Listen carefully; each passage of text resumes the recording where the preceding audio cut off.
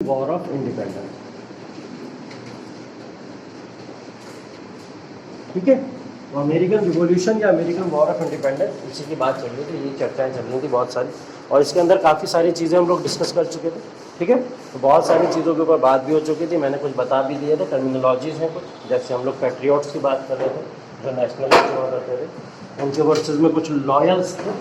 ठीक है, ये बात कर रहे थे हम लोग अमेरिकन रिवॉल्यूशन में। जैसे यहाँ पे मैंने बोला था ये वॉर था किस किस के बीच में, तो बोला गया पैट्रियट्स यहाँ पे प्लस फ्रांस की पावर थी वर्सेस ब्रिटिश प्लस लॉयल्स, यही तो था। ये पूरा का पूरा वॉर इन लोगों के बीच में हुआ था। पैट्रियट्स फ्रांस के साथ जो थे वो असली राष्ट्रवादी लोग थे जो फ्रांस की तरफ मिल के अमेरिका को बचाने की कोशिश कर रहे थे। ठीक है, और ब्रिटिश के साथ में कुछ लॉयल्स ऐड थे जो ब्रिटिश को वहाँ पे रखने की कोशिश कर रहे थे। तो ये 13 कॉलोनीज़ के बीच का ये वॉर है पूरा का पूरा। उन 13 कॉलोनीज़ के अंदर किस तरीके से कैसा डिस्ट्रीब्यूशन है, इस पूरे के पूरे वॉर का डिस्ट्रीब्यूशन वहाँ पे बात की जा रही है। ठीक, क्या हुआ?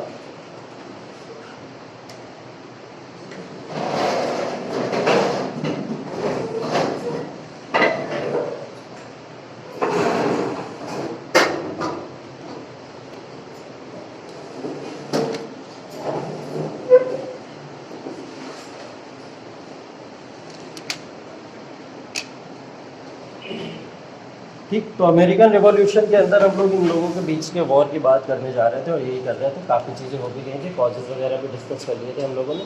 कॉजेज़ के अंदर मैंने 3 तरीके के कॉजेज़ बताए थे आपको। ठीक है, कौन कौन से कॉजेज़ थे?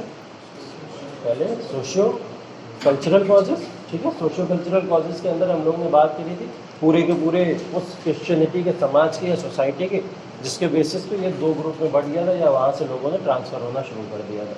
ठीक, दूसरी बात क्या की थी हम लोगों ने? Political causes. पॉलिटिकल कॉजेज का एग्जाम्पल क्या दिया था?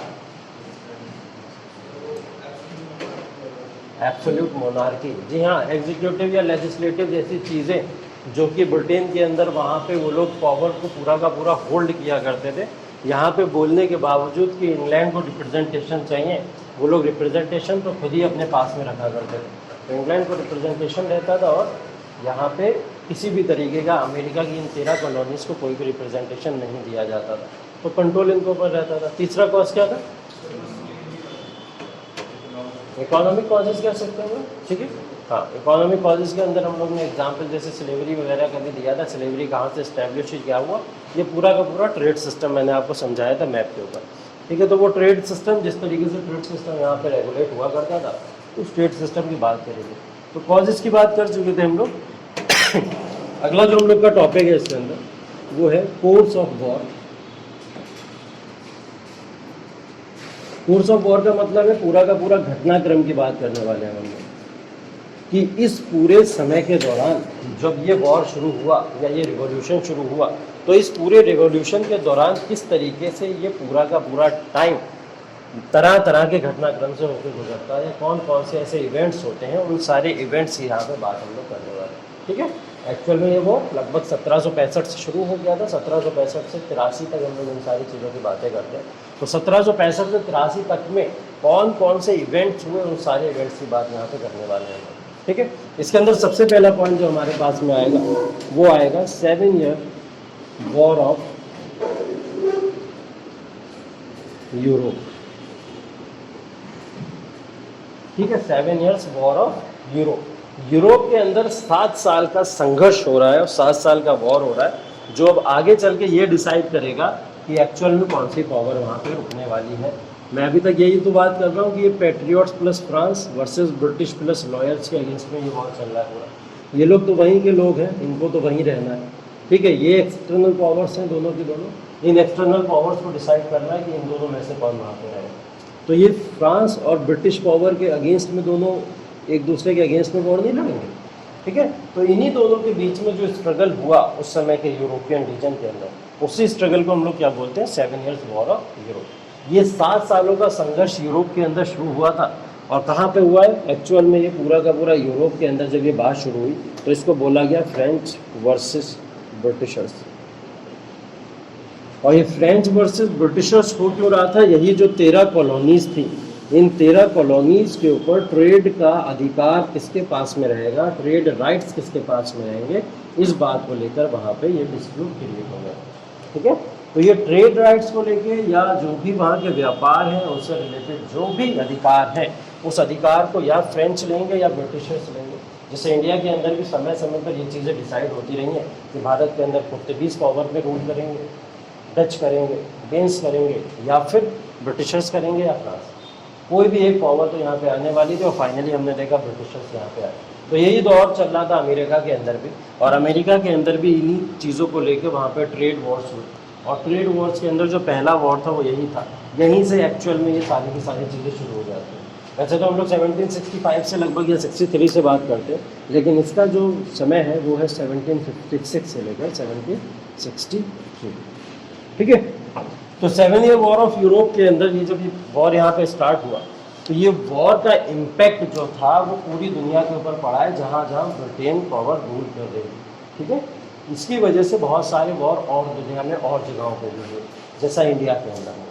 ठीक है, इंडिया के अंदर भी जो हम लोग थर्ड कर्नेटिक वॉर पढ़ते वो यही है। थर्ड कर्नेटिक वॉर जो हम लोग ने सुना है, उस कर्नेटिक वॉर के अंदर फ्रेंच वर्सेस ब्रिटिशर्स लड़ रहे थे, और समय काल यही था 56 से 63 का। 1763 में ट्रीटी साइन हो गई थी, ट्रीटी ऑफ पेरिस, अगर आप लोग को याद होगा जो मैंने पढ़ाया था। तो ट्रीटी ऑफ पेरिस जब साइन हो गई थी 1763 में, तब जाके ये वॉर रुका था। आप लोगों ने मुझसे पूछा भी था कि सर वॉर इंडिया के अंदर हो रहा है, पेरिस की ट्रीटी क्यों साइन हो रही है, ट्रीटी ऑफ मैसूर साइन होती, ट्रीटी ऑफ श्रीरंगपट्टनम साइन होती, इस तरीके की ट्रीटी साइन होती, समझ भी आता। यहाँ पे ट्रीटी ऑफ पेरिस क्यों साइन हो रही है, क्योंकि वॉर एक्चुअल में हुआ स्टार्ट रहा था यूरोप के अंदर। ठीक, और फ्रांस की राजधानी क्या थी, पेरिस। तो पेरिस के अंदर ही वो ट्रीटी होनी थी, जिसके अंदर फ्रांस को बहुत सारी शर्तों को मंजूर करना था। तो ये सारी बातें यहाँ से शुरू हुई थी, लेकिन इसका इम्पैक्ट इंडिया के ऊपर भी पड़ा। थर्ड कर्नेटिक वॉर हुआ, इस वॉर के अंदर जो फ्रेंच के पास में पावर्स थी, वो सारी की सारी पावर्स यहाँ पे कोलैप्स हो जाएंगे। अभी तक एकमात्र खतरा ब्रिटिशर्स के लिए जो थे वो फ्रेंच थे। ठीक है, उनके लिए ये पैट्रियट्स खतरा नहीं है, उनके लिए लॉयर्स तो उनके फ्रेंड ही है। पैट्रियट्स को तो वो दबा ही लेंगे, जैसे इंडिया के अंदर बहुत सारे क्रांतिकारियों को दबा लिया, इनको भी दबा लेंगे। उनके लिए खतरा एक्चुअल में कौन था, ये फ्रेंच पावर। फ्रेंच पावर खुला समर्थन दे रही थी पूरी तरीके से अमेरिका को, और अमेरिका के पैट्रियट्स को समर्थन देने का मतलब ये था कि अमेरिका पूरा का पूरा सपोर्ट किसको करेगा, फिर फ्रांस को करेगा। वो चाहेगा फ्रेंच की पावर हमारे यहाँ रहे, इसलिए ब्रिटिशर्स को उनको निकाल के फेंकना बहुत ज़रूरी था। इन जो 13 कॉलोनीज़ की जब मैं बात करता हूँ, ये जो सारी के सारे 13 कॉलोनीज़, इन 13 कॉलोनीज़ का मतलब ये है कि ये पूरा का पूरा जो नॉर्थ अमेरिका है, ये इसका इम्पैक्ट इन 13 कॉलोनीज से देखने को मिलता है। मतलब इन 13 कॉलोनीज पे जो भी रूल किया करेगा, उसके अंडर में ये पूरा का पूरा यूएसए आता है, यूनाइटेड स्टेट्स ऑफ अमेरिका है। तो ये इस पूरे के पूरे यूएसए या यूनाइटेड स्टेट्स ऑफ अमेरिका के ऊपर रूल करने के लिए इन 13 कॉलोनीज पे कमांड बनाना बहुत ज़रूरी था। तो इसी कमांड को बनाने के लिए इन लोग का आपस में स्ट्रगल शुरू हुआ। फाइनली इसके अंदर जीत कौन गया, ब्रिटिशर्स। या फ्रांस हार जाता है, और फ्रांस के हारने के बाद में ब्रिटिशर्स यहाँ पे अपनी पावर को प्रूव कर देते हैं। प्रूव करने के बाद में यहाँ पे ट्रीटी ऑफ पेरिस होती है 1763 के अंदर, 1763। और ट्रीटी ऑफ पेरिस के अंदर जितने भी राइट्स थे फ्रांस के पास में, जितने भी राइट्स थे फ्रांस के पास में, वो सब कोलैप्स हो जाते हैं। मतलब यहाँ जितना भी ट्रेड फ्रांस कर सकता था यूनाइटेड स्टेट्स ऑफ अमेरिका के अंदर, वो सारा का सारा ट्रेड इनके हाथ से छिन जाता है, और ये कहाँ पहुँच जाता है, सीधे ब्रिटिशर्स के हाथों में पहुँच जाता है। ये दो जो वॉर है, अगर आपने मॉडर्न हिस्ट्री पढ़ी होगी, मॉडर्न हिस्ट्री के अंदर एक पॉइंट आता था जब हम लोग स्ट्रगल की बातें कर रहे थे, ठीक है, कि 5 पावर्स आई हमारे यहाँ, और 5 पावर्स जब आई तो उन 5 पावर्स का आपस में स्ट्रगल हुआ, लड़ाइयाँ हुई कि कौन रूल करेगा यहाँ पे ट्रेड को लेकर। सेम कुछ कहानी यहाँ पे भी है। जब यूरोप के अंदर ये स्ट्रगल चल रहा था कि कौन सी कंपनी वहाँ पे रूल करेगी, फ्रांस के लोग अलग मानने वाले विचारधारा के हैं, अमेरिका के लोग अलग विचारधारा के मानने वाले हैं, और ब्रिटिशर्स के अलग विचारधारा के मानने वाले लोग। ये 3 विचारधाराओं का टकराव है, पहली बात तो अलग अलग आइडियोलॉजी।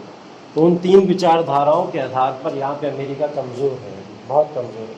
तो उस कमज़ोर को कोई ना कोई सहारा देने आएगा यहाँ पर, तो उसको सहारा एक तरफ फ्रांस दे रहा है और एक तरफ ब्रिटिश दे रहा है। इनका इसमें सिर्फ और सिर्फ ये योगदान था कि ये लोग यहाँ से प्रॉफिट चाहते थे, ये लोग अमेरिका के अंदर ट्रेड करेंगे और ट्रेड करके इनको प्रॉफिट मिलेगा।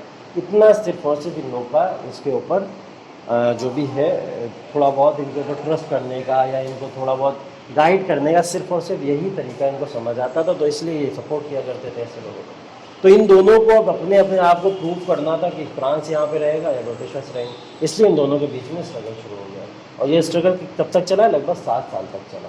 7 साल का वॉर हुआ और उन 7 साल के वॉर के अंदर ब्रिटिशर्स यहाँ पे जीत जाते हैं। जैसे वॉर लड़ाइयाँ हमने भारत में देखी हैं वैसी वहाँ पे, ठीक है। और ये यहाँ पे जीतने के बाद में लास्ट में ट्रीटी ऑफ पेरिस साइन होती है।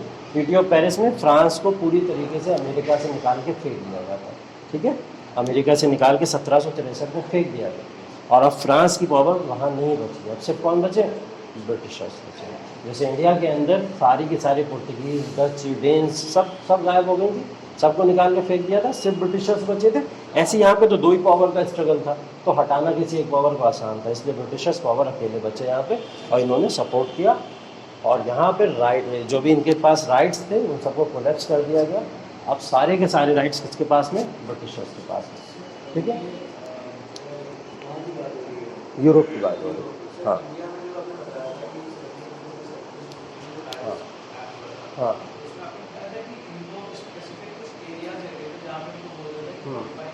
हाँ, इंडिया में दिया गया, इंडिया में दिया गया।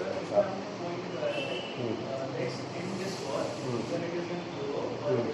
ठीक है। हाँ हाँ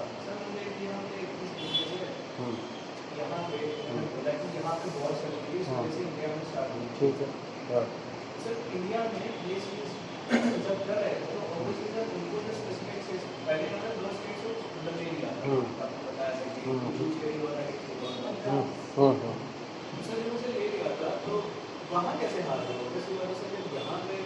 वहाँ देखिए फ्रांस, ये वाला जो थर्ड वॉर है इसके अंदर ब्रिटिशर्स इंडिया में भी पावरफुल थे। इंडिया के अंदर ब्रिटिशर्स ही जीते थे।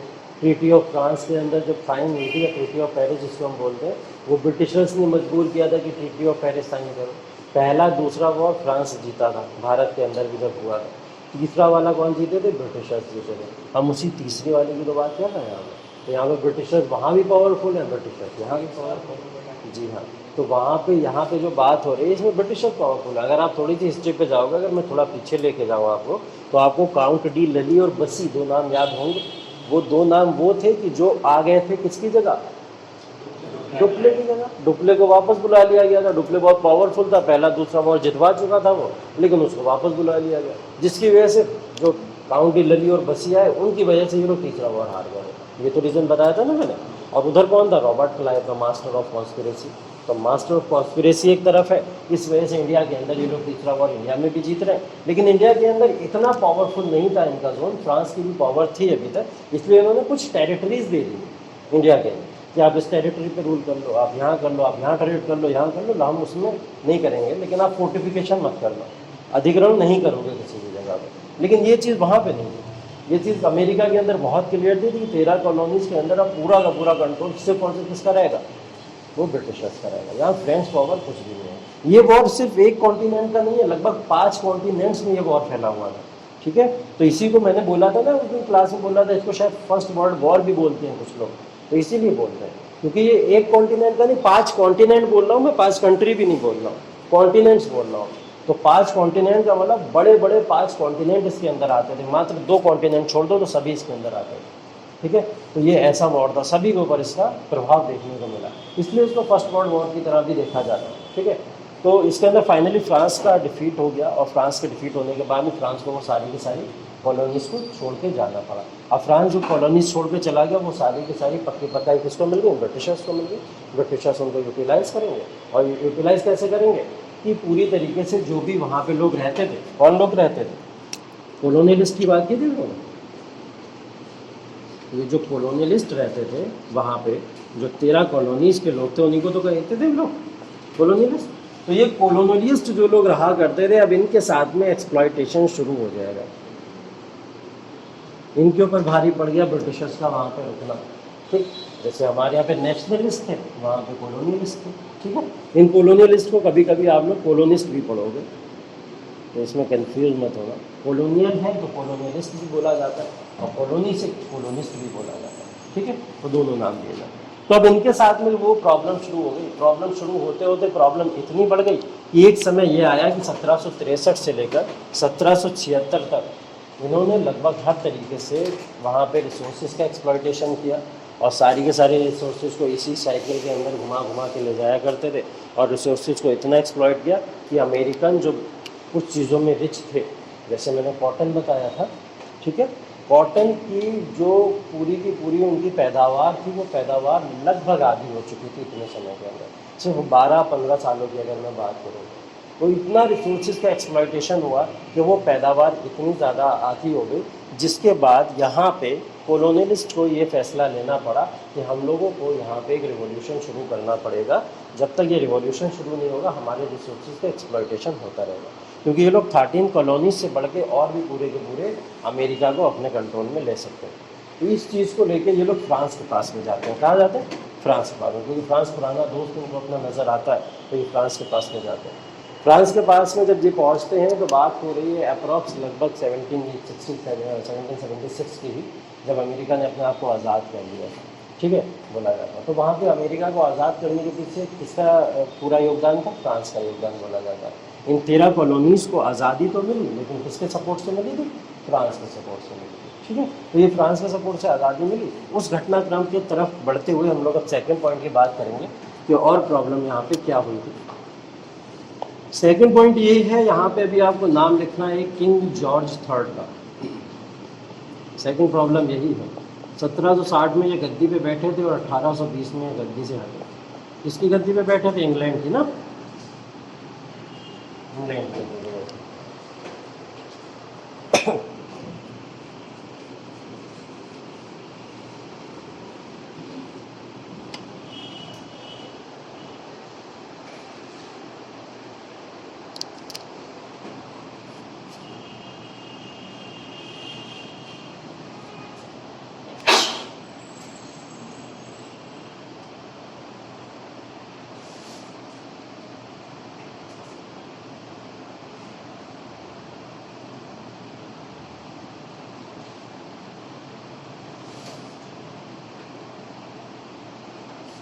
ठीक है, अब ये जो 7 सालों का वॉर हुआ था, ये 7 सालों के वॉर के बाद में ब्रिटेन के ऊपर डेप्ट बहुत आ गया था, कर्जा बहुत आ चुका था, क्योंकि इन 7 सालों के वॉर में उसने 5 कॉन्टिनेंट के ऊपर अपना पैसा खर्च किया था, ठीक है। और जब कोई 5 कॉन्टिनेंट में अपना पैसा खर्च करेगा तो बहुत ज़्यादा कर्जे में चला जाएगा।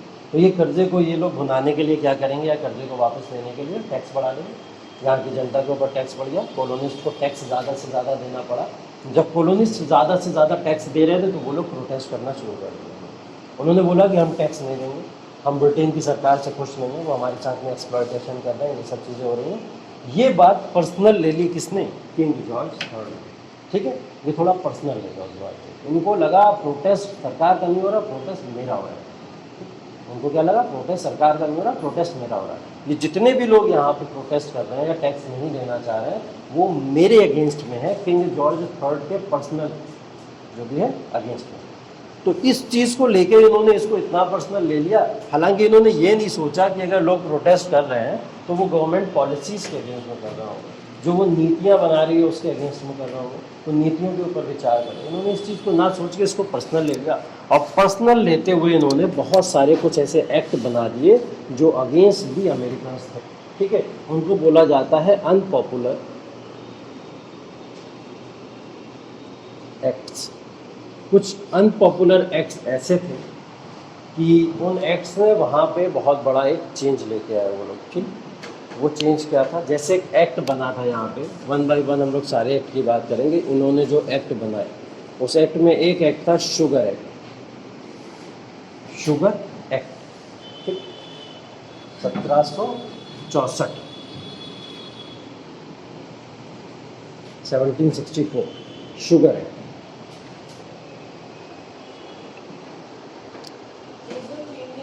हाँ, ये सब किंग बना रहे हैं, किंग बना रहे हैं सारे के सारे एक्ट वहाँ पर, ठीक है। जब इनको लगा मेरे अगेंस्ट हैं, मेरे ही पर्सनली मेरे अगेंस्ट में सारे के सारे लोग, तो इन्होंने कुछ अनपॉपुलर एक्ट्स को अनाउंस कर दिया। और उस एक्ट्स को अनाउंस करने के बाद में इन्होंने बोला अब इंग्लैंड सरकार आपके लिए कुछ एक्ट लेके आ रही है, और जो हम बोलेंगे आपको वो करना पड़ेगा। इन्होंने बोला शुगर एक्ट। तो शुगर एक्ट का मतलब ये हो गया कि शुगर का एक्सपोर्ट सिर्फ और सिर्फ इंग्लैंड में होगा। क्या होगा? इंग्लैंड में होगा। शुगर अब पूरे वर्ल्ड के अंदर कहीं पे भी एक्सपोर्ट नहीं कर सकते अमेरिकन। कहाँ एक्सपोर्ट करेंगे? सिर्फ इंग्लैंड के अंदर। और इंग्लैंड के अंदर भी जो एक्सपोर्ट करेंगे उसके अंदर भी एक शर्त रख दी गई। बोले इंग्लैंड के अंदर जब आप एक्सपोर्ट करोगे शुगर को, तो अमेरिकन्स जो भी शुगर को इंग्लैंड के अंदर एक्सपोर्ट करेंगे उसको इंग्लैंड जितनी कीमत पे चाहेगा उतनी कीमत पे खरीदेगा। ठीक है, ऐसा ज़रूरी नहीं कि आप हम 20 रुपये किलो बताओगे तो हम 20 में ही खरीदेंगे ना। हमारा मन है 10 रुपये में लेने का तो हम 10 रुपये में खरीदेंगे, हमारा 5 रुपये में मन है तो 5 रुपये में, खुली ताना चाहिए। ठीक है, तो ये इंग्लैंड को लॉस जो भी थे ओवरकम कराने के लिए इन्होंने ये सारी चीज़ें करी, क्योंकि टैक्स तो दे नहीं रहे तो एक्ट लगा दो। ठीक है, तो ये इन्होंने जो भी ट्रेड किया इनके ऊपर ये फाउंडेशन बन गया कि शुगर इनको सिर्फ और सिर्फ इंग्लैंड को एक्सपोर्ट करना है, और वो भी इंग्लैंड जो कीमत चाहेगा उसके हिसाब से ये हम लोग इसको ट्रांसफर कर सकते हैं। ठीक है सर, वहाँ तो जैसे ब्रिटेन के लोग थे, ब्रिटिश लोग, तो सारा ट्रेड वगैरह तो उन्हीं का था, वही लोग कर रहे थे। ट्रेड तो कर रहे थे, लेकिन ट्रेड करने के बाद में कुछ ऐसी चीज़ें थी जिनको अमेरिकन्स क्या करते थे, दूसरी जगहों पे भी एक्सपोर्ट करके अर्निंग किया करते थे। अगर कोई कंपनी या कोई इंडस्ट्री अगर कुछ बना रही है, किसी भी चीज़ का प्रोडक्शन कर रही है, ये बात है कि 1764 की हो रही है। ठीक है, इसी समय से हम लोग ने देखा है अमेरिकन पावर यहाँ पे पावरफुल हुई है ट्रीटी ऑफ पेरिस के बाद, तो उसी के बाद में ये पावरफुल हो रही है। उससे पहले क्या करते थे अमेरिका, हर जगह पे एक्सपोर्ट वगैरह कर रहे हैं, अपनी सारी गुड्स को इधर उधर एक्सचेंज कर रहे हैं। ये इन्होंने जब इनके ऊपर बैन लगा दिया तभी तो जाके ये सारी साइकिल शुरू हुई कि सिर्फ और सिर्फ एक्सपोर्ट कहाँ होगा, इंग्लैंड में होगा, सिर्फ कहाँ होगा, इंग्लैंड में होगा, और इंग्लैंड के अलावा कहीं नहीं कर सकते। ठीक है, इससे पहले ये लोग किया करते थे। जब इससे पहले ये एक्ट नहीं था तो इनको बोला तो जाता था, नसीहत तो दी जाती थी कि आप सिर्फ और सिर्फ इंग्लैंड के साथ में व्यापार कीजिए, लेकिन उससे रिलेटेड कोई एक्ट नहीं बना हुआ था। जब तक कानून नहीं है तब तक लोग अपनी मर्जी से कर सकते हैं, और जब किसी चीज़ को लेकर कानून बन जाए तब क्या कर पाएंगे, नहीं कर पाएंगे। अब तो इनके ऊपर बाउंडेशन लग गई, अब तो इनको करना ही करना। ठीक है, लोग को मनाही थी लेकिन उसके बाद भी लोग ऐसा काम किया करते थे। अब एक्ट बन गया तो एक्ट बनने के बाद में आप कुछ नहीं कर सकते, आपको ये चीज़ को फॉलो करना है। ठीक, एक और एक्ट बना इसी समय में,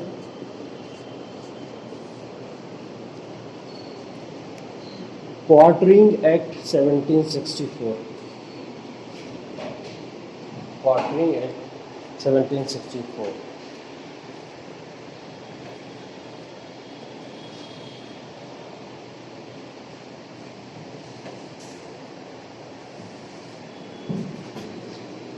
ये बहुत कंट्रोवर्शियल था। कंट्रोवर्शियल इसलिए था क्योंकि अगर इसको आज के समय से थोड़ा बहुत रिलेट करके देखें तो ये बहुत ही विचित्र सी चीज़ थी। वो चीज़ ये थी कि क्वार्टरिंग एक्ट 1764 के अंदर ये बोला गया कि जो भी इंग्लैंड के सोल्जर्स जिनको भी अपॉइंट किया गया अमेरिका के अंदर, अगर वो किसी के भी दरवाजे से निकला करेंगे, किसी के भी घर के सामने से निकला करेंगे, जैसे क्या होता है कभी कभी हम लोग रह रहे हैं लखनऊ के अंदर, अब लखनऊ से सोल्जर्स निकल के जा रहे हैं दिल्ली की तरफ, तो जाने से पहले उनको हो सकता है स्टे करना पड़े, रुकना पड़ जाए।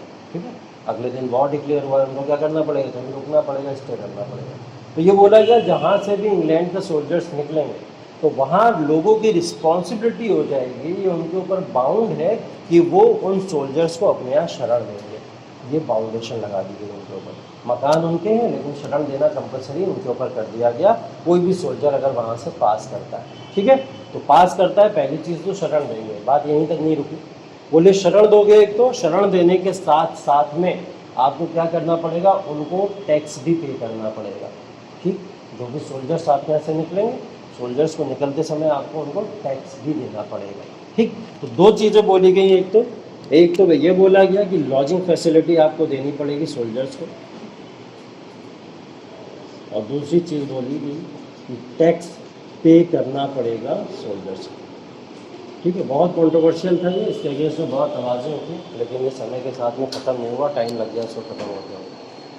ठीक है, तो ये था क्वार्टरिंग एक्ट, जिसके अंदर सोल्जर्स को बहुत कमांड दे दी गई थी, और जब सोल्जर्स को ज़्यादा कमांड दे दी जाती है तो मिलिट्री रूल जैसी चीज़ें होनी शुरू हो जाती हैं, और सोल्जर्स वहाँ पे अनचाही कुछ ऐसी एक्टिविटीज़ भी करते हैं जिससे लोग परेशान होते हैं। ठीक है, तो वो चीज़ें यहाँ पे देखने को मिली, जिससे बोला गया कि बहुत ज़्यादा एक्सप्लॉयटेशन वहाँ की विमेन का भी हुआ, उनके साथ में भी बहुत प्रॉब्लम्स आई। तो ये सब चीज़ों को लेके अमेरिकन्स लगातार आवाज़ उठा रहे हैं।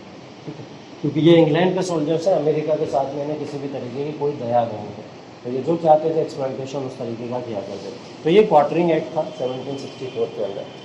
इसके बाद में एक एक्ट और लाया ये, जिसका नाम था स्टाम्प एक्ट 1765। ठीक है, ये सारे के सारे जो एक्ट्स की बात कर रहे हैं ना हम लोग, जैसे ब्रिटिशर्स ने हमारे अंदर पॉलिसीज़ बनाना शुरू की, तभी तो हमारा गुस्सा बढ़ा उनके अगेंस्ट में। जब वो पॉलिसीज़ बना रहे थे, हमको ज़बरदस्ती कर रहे थे फॉलो करना है, तभी तो हमारा गुस्सा बढ़ता चला गया, तभी तो हमने रिवॉल्यूशन किया। सेम यहाँ पे हो रहा है, कहानी कुछ अलग नहीं है, उसी तरीके की है, बस एक्ट अलग है। ठीक है, तो उस तरीके के यहाँ पे भी एक्ट बनते जा रहे हैं और इन्हीं एक्ट ने लोगों के अंदर गुस्सा लाना शुरू कर दिया। स्टाम्प एक्ट कितना किसके लिए बना? जितने भी डॉक्यूमेंट्स हैं, जितने भी डॉक्यूमेंट्स हैं, ऑल टाइप ऑफ डॉक्यूमेंट्स, उन सब के ऊपर स्टाम्प ड्यूटी लगा दी गई। क्या लगा दी गई? स्टाम्प ड्यूटी लगा दी गई। अब स्टाम्प ड्यूटी को समझने के लिए आपको थोड़ी सी बात ये समझाता हूँ कि स्टाम्प ड्यूटी क्या होती है। पहली चीज़ तो लीगल वर्क है, हम सब जानते हैं लीगल वर्क है, कानूनी काम है। कचहरी के अंदर अगर आप जाते हैं तो नोटरी का एक नोटिस लेना पड़ता है आपको, और वो नोटरी का उसके ऊपर आपको एक स्टाम्प लगाना पड़ता है। जब नोटरी का स्टाम्प लगाते हैं तो उसमें गवर्नमेंट अथॉरिटी देती है अपनी, और गवर्नमेंट अथॉरिटी के बाद में हो सकता है वो स्टाम्प 10 रुपये का हो सकता है 1 रुपये का हो सकता है 5 या 2 रुपये का हो, ऐसे स्टाम्प लगता है। तो उसी को हम लोग क्या कहते हैं? स्टाम्प ड्यूटी कहते हैं। तो वो गवर्नमेंट के पास पैसा जाता है जो भी स्टाम्प के ऊपर लगा जाता है। तो ये स्टाम्प जैसा कोई भी गेम पहले हुआ नहीं करता था, पहली बार इनके सामने स्टाम्प ड्यूटी जैसी चीज़ है। चलो लीगल वर्क के लिए ठीक है, आप अपना कचहरी कोर्ट में काम कर रहे हैं, जो लोग भी हैं किसी भी तरीके के वहाँ पे अगर जा रहे हैं उनके ऊपर अगर आप स्टाम्प ड्यूटी लगाते हो, ठीक है चलिए। अब इन्होंने स्टाम्प ड्यूटी किसके ऊपर लगा दी? ऑल डॉक्यूमेंट्स, चाहे वो लीगल हो चाहे वो इलीगल हो, ऑल टाइप्स ऑफ डॉक्यूमेंट्स की बात कर रहा हूँ मैं। अब ऑल टाइप्स ऑफ डॉक्यूमेंट्स में मैगजीन्स भी आ जाएंगी, न्यूज़पेपर्स भी आ जाएंगे, बुक्स भी आ जाएंगी। तो जितने भी डॉक्यूमेंट्स प्रिंट हुआ करते थे उस समय, उन सारे डॉक्यूमेंट्स के ऊपर क्या लगती थी? Stamp duty. अब सोचिए, एक न्यूज़पेपर जो पर्सन खरीद रहा है, अगर 4 रुपये का खरीदता है तो उसको 5 रुपये में वो न्यूज़पेपर मिलना शुरू हो जाएगा, क्योंकि 1 रुपये की स्टाम्प ड्यूटी लगी हुई होगी उसके ऊपर, यही तो होगा। ठीक, लेकिन जो लोग उस पूरे के पूरे न्यूज़पेपर को पब्लिश करा रहा है, जिसकी प्रिंटिंग प्रेस है, उसको तो लाखों न्यूज़पेपर बनाने, उसको तो लाखों न्यूज़पेपर पब्लिश करने, एक एक की स्टाम्प ड्यूटी करते करते लाखों की स्टाम्प ड्यूटी उसको पे करनी पड़ रही है, नहीं करनी पड़ रही है। तो वो लाखों रुपए की स्टाम्प ड्यूटी फ्री फोकट में पड़ गई थी उसके लिए, कि 1 लाख 2 लाख की पहले स्टाम्प ड्यूटी दे, उसके बाद में उसको परमिशन मिलेगी, तब जाके वो न्यूज़पेपर को बेच पाएगा। ये चीज़ है। तो ये स्टाम्प ड्यूटी ने क्या करा? यहाँ के जो मॉडर्न एजुकेटेड वर्ग था उसको टच कर दिया। अभी तक ये शायद मॉडर्न क्लासेस शायद इस वॉर के अंदर पूछता नहीं, लेकिन ये स्टाम्प ड्यूटी के बाद में इन्होंने पूछा, क्योंकि इनके लिए पढ़ाई को महंगा कर दिया गया, एजुकेशन जो ये लोग चाहते थे उसको महंगा कर दिया गया। सारे डॉक्यूमेंट्स के ऊपर सब कुछ, सारे के सारे टैक्सेस लगाने का मतलब क्या है? कि आप एजुकेशन नहीं दिलाना चाहते हो हमारे लोगों को, और जितने भी डॉक्यूमेंट्स हैं उनके ऊपर लगाने का मतलब यही है। ठीक है, यहाँ पे तो देखिए कॉमन जो है पब्लिक यहाँ पे इन्वॉल्व है, तो बहुत बड़े बड़े हम लोग देखते हैं यहाँ पे क्लासेस इन्वॉल्व नहीं है, लेकिन यहाँ पे तो वकील डायरेक्टली इन्वॉल्व हो जाएंगे, लॉयर्स इन्वॉल्व हो जाएंगे। ठीक है, बड़े बड़े शायद हो सकता है प्रिंट मीडिया वाले इन्वॉल्व हो जाएंगे। अब लॉयर्स और मीडिया से अगर आप टकराओगे तो क्या होगा? आपको रिवॉल्यूशन तगड़ा देखने को मिल सकता है, क्योंकि वो पढ़े लिखे हैं, उनको पता है कानून को किस तरीके से संभालना है। तो उस कानून से जब ये लोग टकराएगा तो यहाँ से होगी प्रॉब्लम शुरू। तो ये 1765 का स्टाम्प एक्ट ऐसे आया, और इस स्टाम्प एक्ट ने यहाँ से 2 लोगों को जगा दिया, और वो 2 लोगों में मेनली जो बात कर रहा हूँ मैं लॉयर्स की कर रहा हूँ और जर्नलिस्ट की बात कर रहा हूँ, और इनका जागना ही काफ़ी था। भारत के अंदर भी तो यही 2 वर्ग जागे थे, तभी तो भारत को एक क्रांति मिली। ठीक, जवाहरलाल नेहरू से लेकर मोतीलाल नेहरू, तमाम हम लोग ऐसी बात कर लें, या कांग्रेस को बनाने वाले सब कौन थे? वकील ही तो थे। कांग्रेस को बोला क्या जाता था? वकीलों की पार्टी। ठीक है, यार अम्बेडकर वगैरह ये सब लोग वकीलों की पार्टी। और दूसरी तरफ जर्नलिस्ट को देखा हम लोगों ने, उन्होंने इस सारी मुहिम को चलाया जिससे पूरी दुनिया के अंदर ये बातें फैली कि एक्सप्लॉयटेशन हो रहा है। ऐसे ही लोगों को जगाना हानिकारक होता है। ठीक है, इसलिए आगे चल के किसी भी कॉलोनी को कैप्चर करो तुम लोग जाके, तो ध्यान रखना इन 2 लोगों को नहीं छेड़ना। ठीक है, बाकी सही इन 2 को खुश रखो, बाकी जिसके साथ जो करना है वो कर। इन 2 को खुश रखो। अगर ये दोनों खुश हैं आपके साथ में, फिर कोई भी प्रॉब्लम नहीं होने वाली। ठीक है, मोदी जी ने ये किया हुआ, कभी अभी तक बहुत बड़ा आंदोलन देखने को नहीं मिला। लॉयर्स भी खुश है मोदी जी के समय में, जर्नलिस्ट भी खुश है। ठीक है, तो इस वजह से बड़ा आंदोलन नहीं मिलता है। तो ये किंग जॉर्ज की कुछ गलतियां भी कह सकते हैं हम लोग, या कुछ ऐसी उनके एक्ट्स बनाए हुए थे जिसने वहाँ के एक्सप्लॉयटेशन को बढ़ा दिया, क्योंकि इस चीज़ को ये इतना पर्सनल ले गए थे। पर्सनल ले जाने के बाद इन्होंने पर्सनल ही एक्ट बनाए कि किसी भी तरीके से इन लोगों को परेशान करना है। ठीक है, तो ये किंग जॉर्ज की गलतियों की वजह से ये प्रोटेस्ट जो था काफ़ी ज़्यादा तेज़ी से बढ़ने लगा। तीसरा इसके अंदर जो कोर्स है, वो कोर्स की अगर बात करें घटनाक्रम में, यहाँ पे अब प्रोटेस्ट बिगिन हो जाएगा।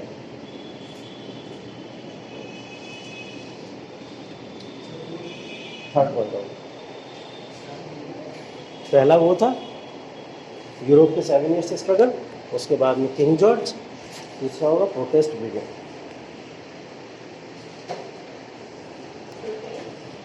बिगिन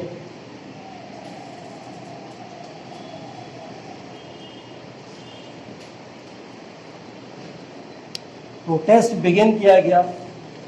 अब प्रोटेस्ट जनता तो शुरू कर नहीं सकती, एक लीडर तो चाहिए होगा, और लीडर नहीं है तो एक ऑर्गेनाइजेशन चाहिए होगा, कुछ तो ऐसी चीज़ चाहिए होगी जो आपके आंदोलन की बातों को आप इन लोगों के सामने रखेगा, है ना। तो ऐसे किसी भी स्ट्रॉन्ग पावरफुल प्रोटेस्ट को चलाने के लिए एक पावरफुल पार्टी ऑर्गेनाइजेशन की ज़रूरत पड़ती है। तो ऐसा ही ऑर्गेनाइजेशन इस समय बना यहाँ पे, जिसका नाम था Sons of Liberty. Sons of Liberty एक ऑर्गेनाइजेशन था जिसने अपना एक नारा दिया था। वो नारा ये था, नो टैक्सेशन विदाउट रिप्रेजेंटेशन।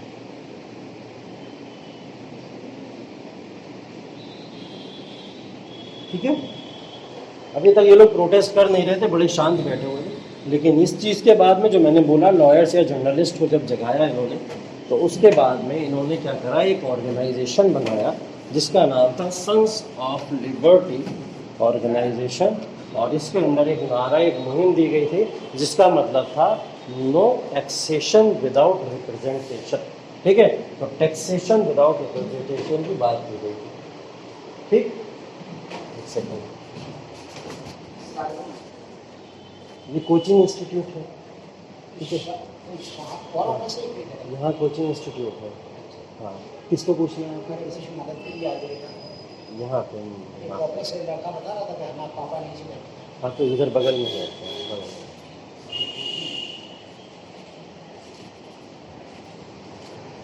इस ऑर्गेनाइजेशन को शुरू करने वाले जो थे उनका नाम था एडम सैमुअल्स। ठीक है, तो एक बड़ा लीडर चाहिए होता है, एक बड़ा ऑर्गेनाइजेशन चाहिए होता है। एक लीडर भी मिल चुका है, एक बड़ा ऑर्गेनाइजेशन भी मिल चुका है, अब आएगा मज़ा। ठीक है, हाँ हाँ, ये लीडर हैं जिन्होंने इस ऑर्गेनाइजेशन को बनाया है, एडम सैमुअल्स।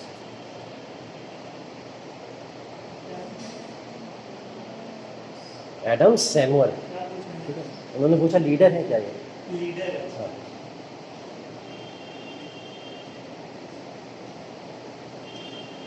ठीक, तो हुआ क्या कि जब ये प्रोटेस्ट शुरू हो गया, सन्स ऑफ लिबर्टी ऑर्गेनाइजेशन ने यहाँ पे प्रोटेस्ट बिगिन किया, तो ये सैमुअल्स जो थे, इन्होंने सैमुअल्स में एक चीज़ बहुत क्लियर कर दी।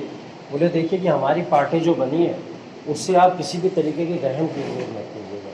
ठीक, पहले दिन अनाउंस कर दिया, जाके खड़े हो गए, जैसे गांधी जी के क्या बोले थे आगे कि हम नॉन वायलेंस के ऊपर काम करेंगे और प्रोटेस्ट करेंगे, भूख हड़ताल करेंगे, ऐसा करेंगे, वैसा करेंगे। तो इससे असर तो पड़ा ब्रिटिश के ऊपर, लेकिन उन पर कुछ खास असर इतना नहीं पड़ा कि वो और रिवॉल्यूशन इतना लंबा खिंचता चला गया। लेकिन इन्होंने बोला हम प्रोटेस्ट करेंगे, आंदोलन भी करेंगे, और जहाँ मिलोगे पकड़ पकड़ के कूटेंगे तुम। ठीक है, तो इन्होंने क्लियर बोल दिया एकदम। ठीक, बोले हमसे रहने की उम्मीद मत करना, हमें जहाँ दिखोगे अंग्रेज ब्रिटिशर, ठीक है, तो वहाँ ब्रिटिशर्स को पकड़ पकड़ के कूटेंगे। तो वायलेंस तो हमारे पूरे के पूरे आंदोलन के दौरान सबसे कंपलसरी चीज़ ये तो रहेगी। ठीक है, तो वायलेंस रहेगा। इसलिए तो देखो 1765 में ऑर्गेनाइजेशन बना है और 1776 में आज़ादी मिल गई। ज़्यादा समय नहीं लगा ना। तो कुछ लोग बोलते हैं ना कि गांधी जी नॉन वायलेंस के चक्कर में 100 साल लगा दिए। ठीक है, अगर ये हुआ होता तो शायद जल्दी आज़ादी मिल गई होती, ऐसा बोलते हैं ना कोई। ठीक है, तो उसका मतलब अलग है। लेकिन सर गांधी जी ने जो सत्याग्रह जो चंपारण से स्टार्ट किया था, हाँ। लेकिन चंपारण से करने की एक वजह मुझे अपने आप में लगती है, वहाँ के लोग हैं बड़े खूंखार हैं। हाँ, अच्छा, तो उन्हें शांत करने गए थे नहीं, गांधी। शांत की बात नहीं, मैं कह रहा हूँ कि वहाँ से उनको इसलिए किया कि ताकि उनको एक ये सपोर्ट मिले, इस तरह की कभी कोई बात हो कि ये लोग आगे बढ़े। तो गांधी जी क्या वायलेंस लेने गए थे? वायलेंस नहीं, मतलब नॉन वायलेंस पे काम किया, लेकिन उन्होंने वहाँ जो स्टार्ट किया तो वहाँ के लोग, वहाँ की जो जियोग्राफी वो किसी पे ये एक्चुअल में रीज़न जो आप बोल रहे हैं वो आपका पर्सपेक्टिव हो सकता है। एक्चुअल रीज़न ये था कि गांधी जी को पहला केस ही वही मिला। तो गांधी जी को जब पहला केस वो मिला तो गांधी जी उसे दबाना नहीं चाहते थे। तो गांधी जी के पास में चंपारण जैसी जब चीज़ आई तो गांधी जी ने उसकी सर्च करने के राजेंद्र प्रसाद वगैरह को भेजा कि जल्दी चेक करिए कि ठीक बात है या नहीं।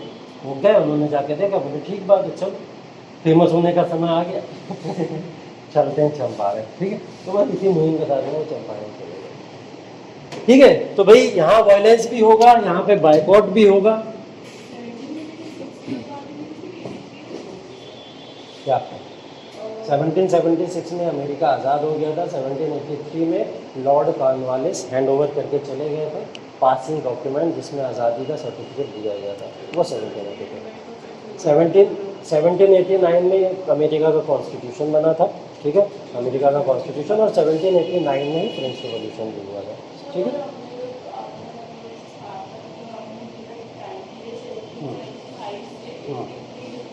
हाँ बिल्कुल।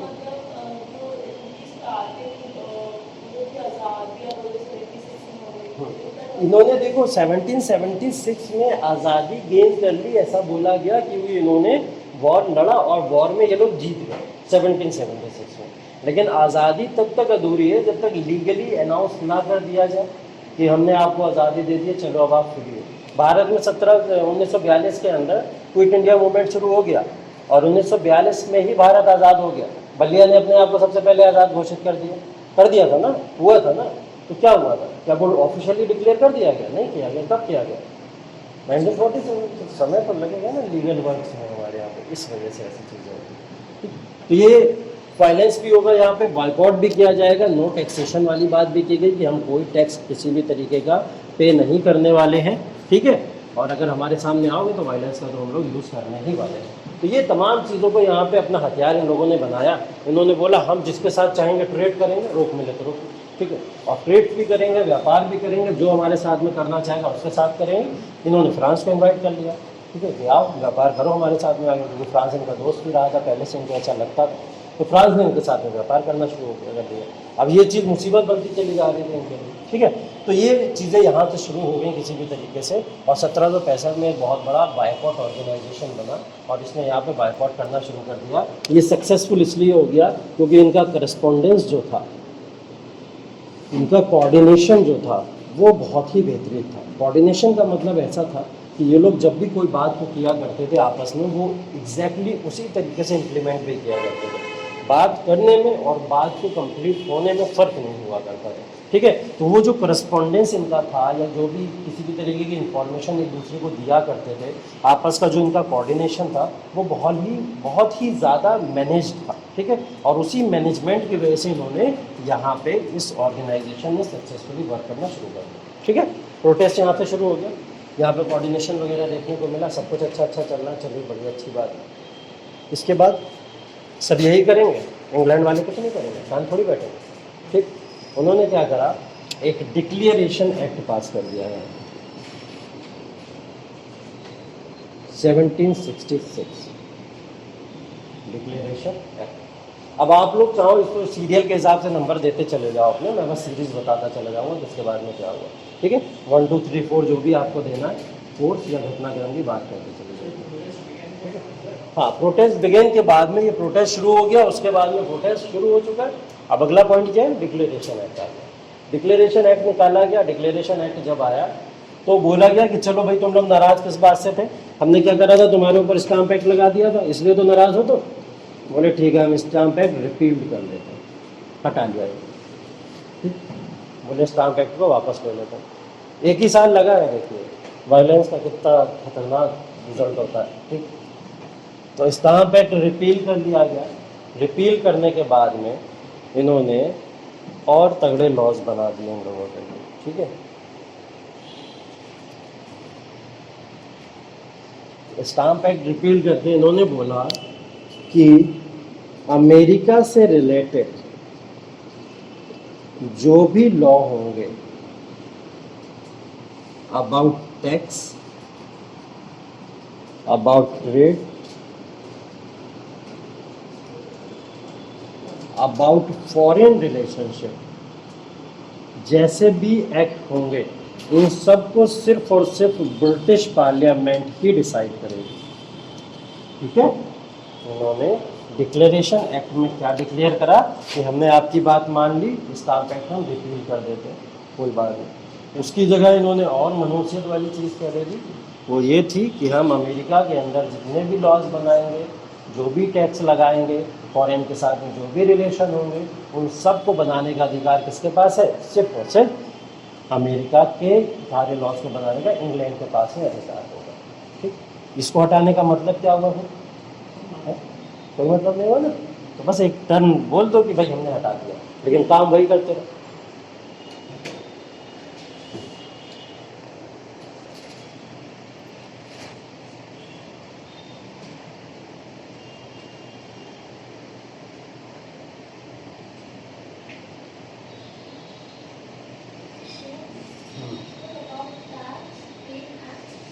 About tax, about trade, about foreign relations.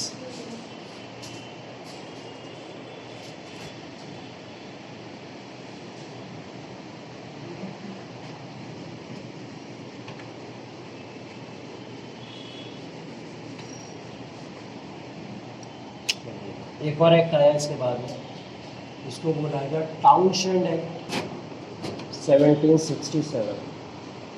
Townshend act 1767 आया था। इसको लाने वाले टाउनशेंड थे, इसलिए इनका नाम टाउनशेंड पड़ गया। चार्ल्स टाउनशेंड ने इसको अनाउंस किया था। ठीक है, तो ये था टाउनशेंड एक्ट 1767। ठीक है, about tax, about trade, about foreign relations.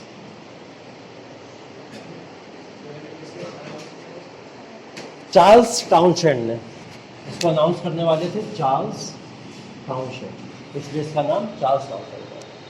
ये जो थे चांसलर थे इंग्लैंड के अंदर, और चांसलर होने के नाते इन्होंने एक एक्ट बनाया वहाँ पे। तो इन्होंने जब एक्ट बनाया तो इन्होंने सबसे पहले क्या करा, न्यूयॉर्क का जो लेजिस्लेचर था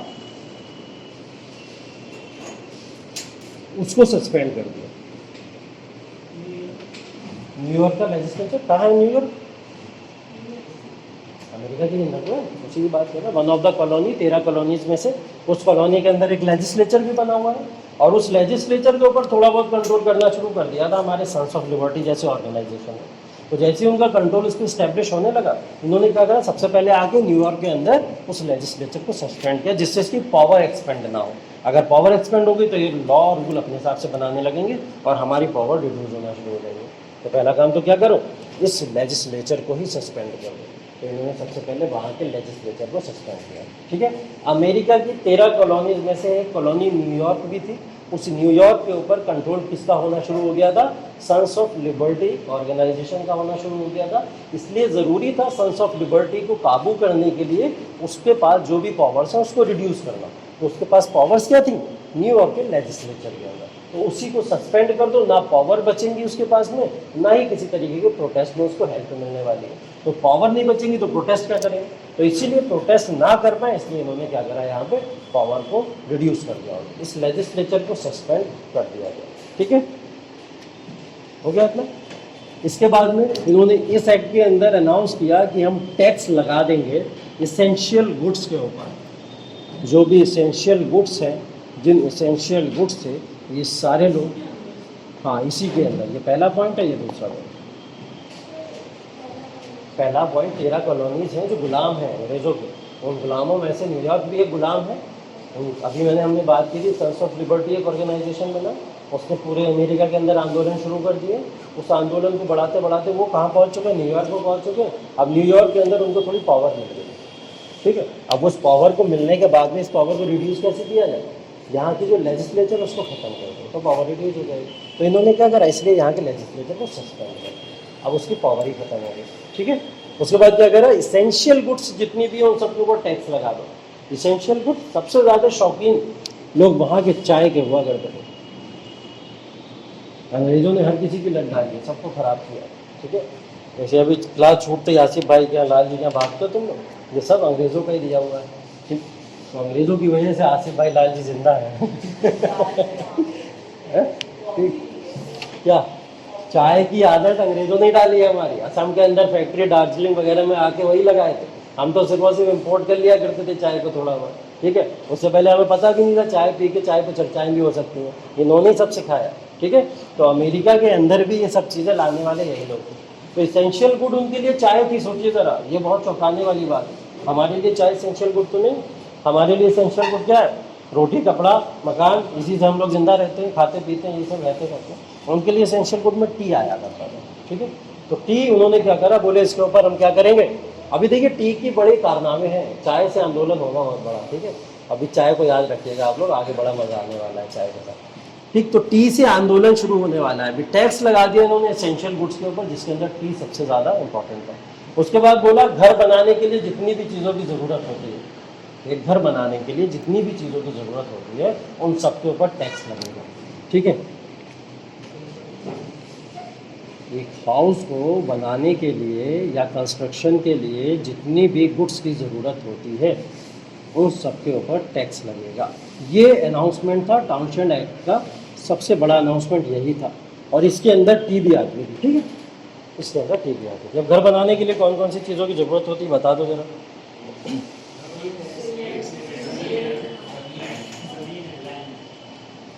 गुड गुड, वेरी गुड। ज़मीन, हाँ ज़मीन होती है, सीमेंट होता है, ब्रिक्स होती हैं, और हाँ फिर वो दस्तावेज वगैरह भी preparation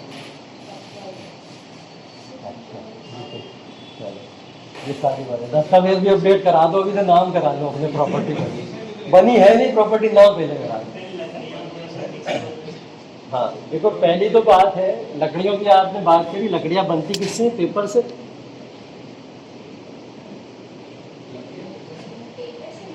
लकड़ियों से पेपर बनता है ना, लकड़ियों से पेपर बनता है।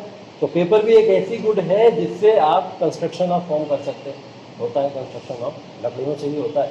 लकड़ियों से पेपर बनते हैं और पेपर से आप कंस्ट्रक्शन का पूरा महल बना सकते थे। ऐसा हुआ करता था, हम लोग देखा करते थे ऐसी चीज़ें। अमेरिका के अंदर जो कॉलोनीज़ बना करती थी उसके अंदर ये सब चीज़ें कॉमन थी। पेपर को इतना इंपॉर्टेंट चीज़ मानी जाती थी क्योंकि जब तक पेपर नहीं है, क्योंकि वुडन को काट के पेपर्स में ज़्यादा कन्वर्ट किया जाता था।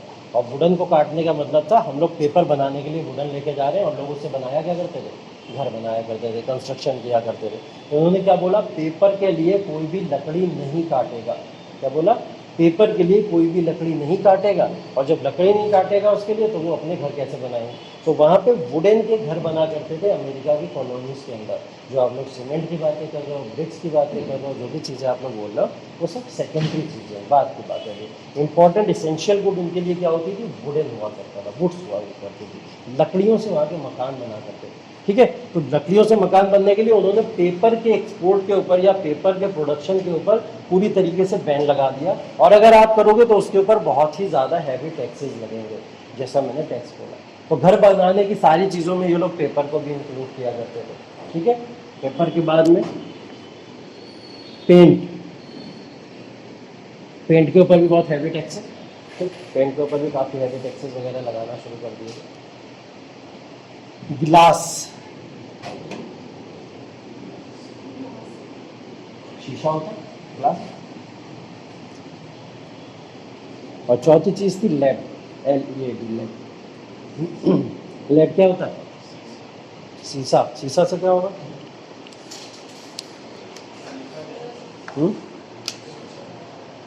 शीशा अलग होता है, शीशा अलग होता है। ये शीशा है, ये लेड है। लेड, लेड का कहीं कंस्ट्रक्शन में कहीं यूज दिख रहा है किसी भी तरीके का? किसी भी कंस्ट्रक्शन में कहीं लेड का यूज़ हुआ हो? हाँ, सीमेंट में होता है यूज़। ठीक है, कहीं उस चीज़ों में यूज़ होता है। ठीक है, तो लेड का यूज़ बेसिकली होता है उन चीज़ों के लिए जब हमको क्या करना पड़ता है, किसी भी चीज़ को बहुत ही स्ट्रांगली फिक्स करना होता है। अब जितनी भी स्ट्रांगली फिक्स करने वाली चीज़ें उन सब में लेड को मिलाया ज़रूर जाएगा। ठीक है, हाँ, वायर्स में भी होता है, वायर्स वगैरह में भी होता है। अब क्या करोगे? लकड़ी ला के ऐसे खड़ी तो नहीं कर दोगे, उसको फिक्स करने के लिए कुछ तो चाहिए होगा ना। तो फिक्सेशन के लिए लेड हुआ करता था, उस समय लेड का यूज होता है। तो इसलिए इन्होंने बोला कि जितनी भी कंस्ट्रक्शन से रिलेटेड गुड्स हैं, जिसको भी हाउस के कंस्ट्रक्शन के लिए यूज़ किया जाता है, हम उन सब के ऊपर बैन लगा देंगे। ठीक है, तो उन्होंने क्या क्या बोला? डायरेक्टली इसीलिए नाम नहीं दिए, मैंने इसलिए कुछ भी चीज़ डायरेक्ट नहीं लिखी इन्होंने, क्योंकि डायरेक्ट नाम भी नहीं दिए। उन्होंने ये नहीं बोला कि हम लकड़ी के ऊपर बैन लगा देंगे जिससे आप घर ही ना बना पाओ। बोले पेपर पे बैन लगा दो, पेपर पे टैक्सेस बढ़ा दो। पेपर बनाने के लिए तो ये लोग लकड़ियाँ काटते हैं। ठीक है, उसी पे नहीं करेंगे। ऐसे पेंट के ऊपर लगा दिया गया। ठीक है, पेंट से तो बहुत सारी चीज़ें, ज़रूरी थोड़ी घर ही पेंट करोगे आप। ठीक है, बहुत सारी चीज़ें पेंट की जा सकती हैं। ग्लास के ऊपर लगा दिया, ग्लास से ज़रूरी थोड़ी घर ही बनेगा। तो इनडायरेक्ट टैक्सेस ही सारी चीज़ों पे लगाते गए, लेकिन वो टैक्सेस एक्चुअल में थे क्या? कंस्ट्रक्शन ऑफ हाउस जो भी या होम्स होते थे उनके ऊपर बनने वाले। चाय भी घर बनाने के लिए ज़रूरी है।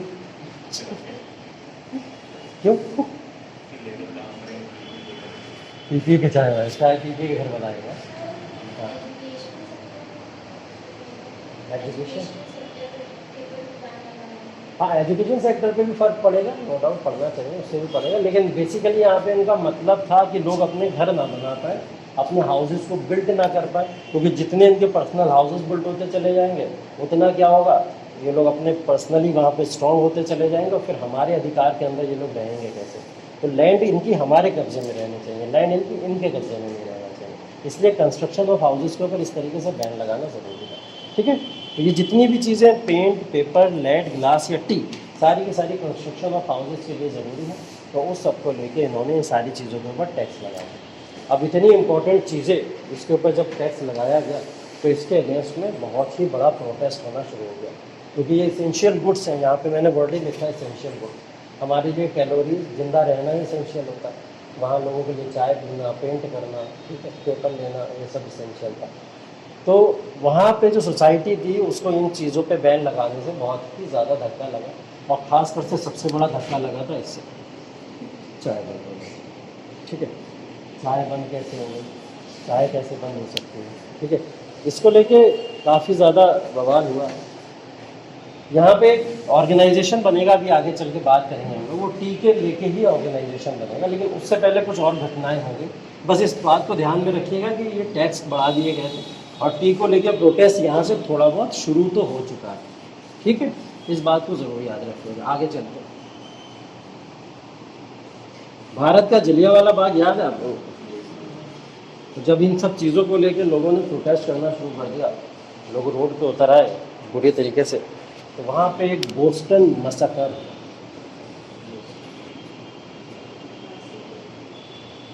ठीक है, मतलब वहाँ पे एक जलियांवाला बाग जैसा हत्याकांड हुआ, और उस हत्याकांड को हम लोग बोस्टन मैसेकर करके बोलते हैं। ठीक है, बोस्टन मैसेकर जब हुआ यहाँ पे, तो इसने क्या करा, वहाँ के जैसे हमारे यहाँ पे जब जलियांवाला बाग हुआ था, तो जलियांवाला बाग के अंदर कितने लोग मारे गए थे? अप्रॉक्स 1000 लोग मारे गए थे अप्रॉक्स। इंडियन रिपोर्ट्स के अकॉर्डिंग 1000 थे, लेकिन ब्रिटिशर्स ने 350 बोले थे। ठीक है, तो ऐसे कुछ बोले थे। ठीक, तो ये जब हुआ बोस्टन मैसेकर हुआ, तो इस समय में ये टाइम चल रहा है 1770 का। कब का चल रहा है?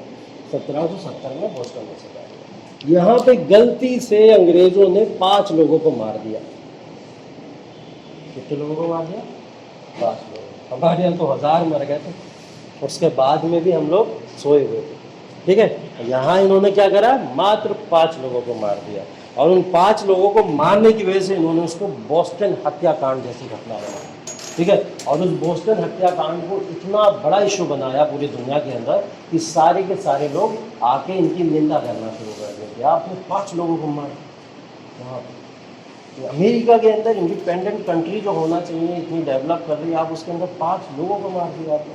तो यहाँ से इंग्लैंड खुद सोचा मैंने कर क्या दिया। ठीक है, 5 ही लोग तो मरे, गलती तो मर गया हूँ।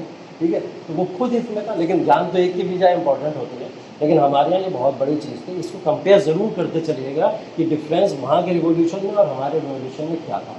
ये हम लोग को आज़ादी मिलने में देरियाँ क्यों हुई? यूपीएससी ने क्वेश्चन पूछा है, यूपीएससी ने क्वेश्चन पूछा है। यूपीएससी ने क्वेश्चन ये पूछा है कि अगर extremist type of leaders Bharat को लीड करते, तो आज़ादी भारत को शायद जलियांवाला बाग से पहले मिल गई होती।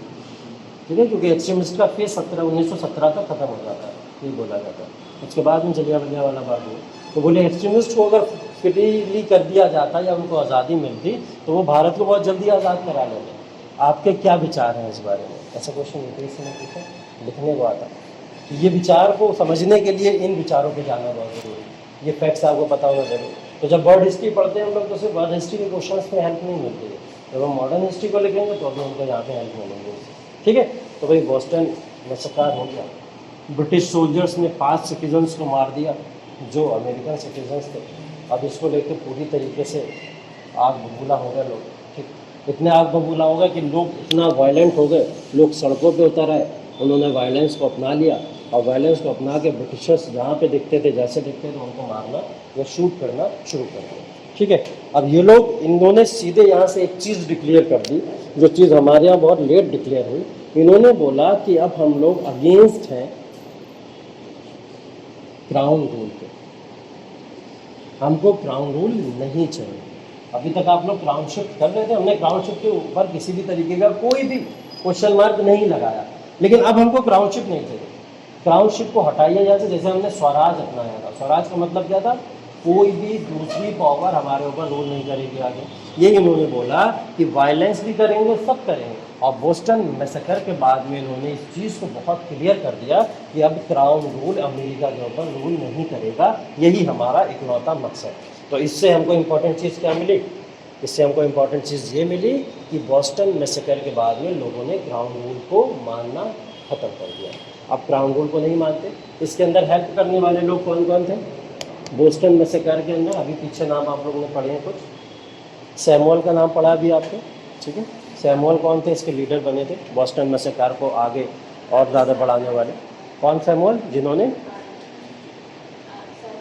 सन्स ऑफ लिबर्टी ऑर्गेनाइजेशन को स्टार्ट किया था, ठीक है। सन्स ऑफ लिबर्टी देखिए अभी भी कंटिन्यू है, तभी वो यहाँ पे काम कर रहे हैं और इसके लीडर अगेन वो बन रहे हैं, ठीक है। एक पर्सन और थे, पॉल नाम था उनका, पॉल भी लिख लीजिएगा, पॉल एंड सैमुअल। ये दोनों ने मिलकर इस पूरे मूवमेंट को लीड किया और अनाउंस कर दिया कि अब क्राउन रूल, नो मोर क्राउन रूल, ठीक है। ये अनाउंस कर दिया गया, नो मोर क्राउन रूल। ये बात 1770 में अनाउंस हो चुकी है, ठीक।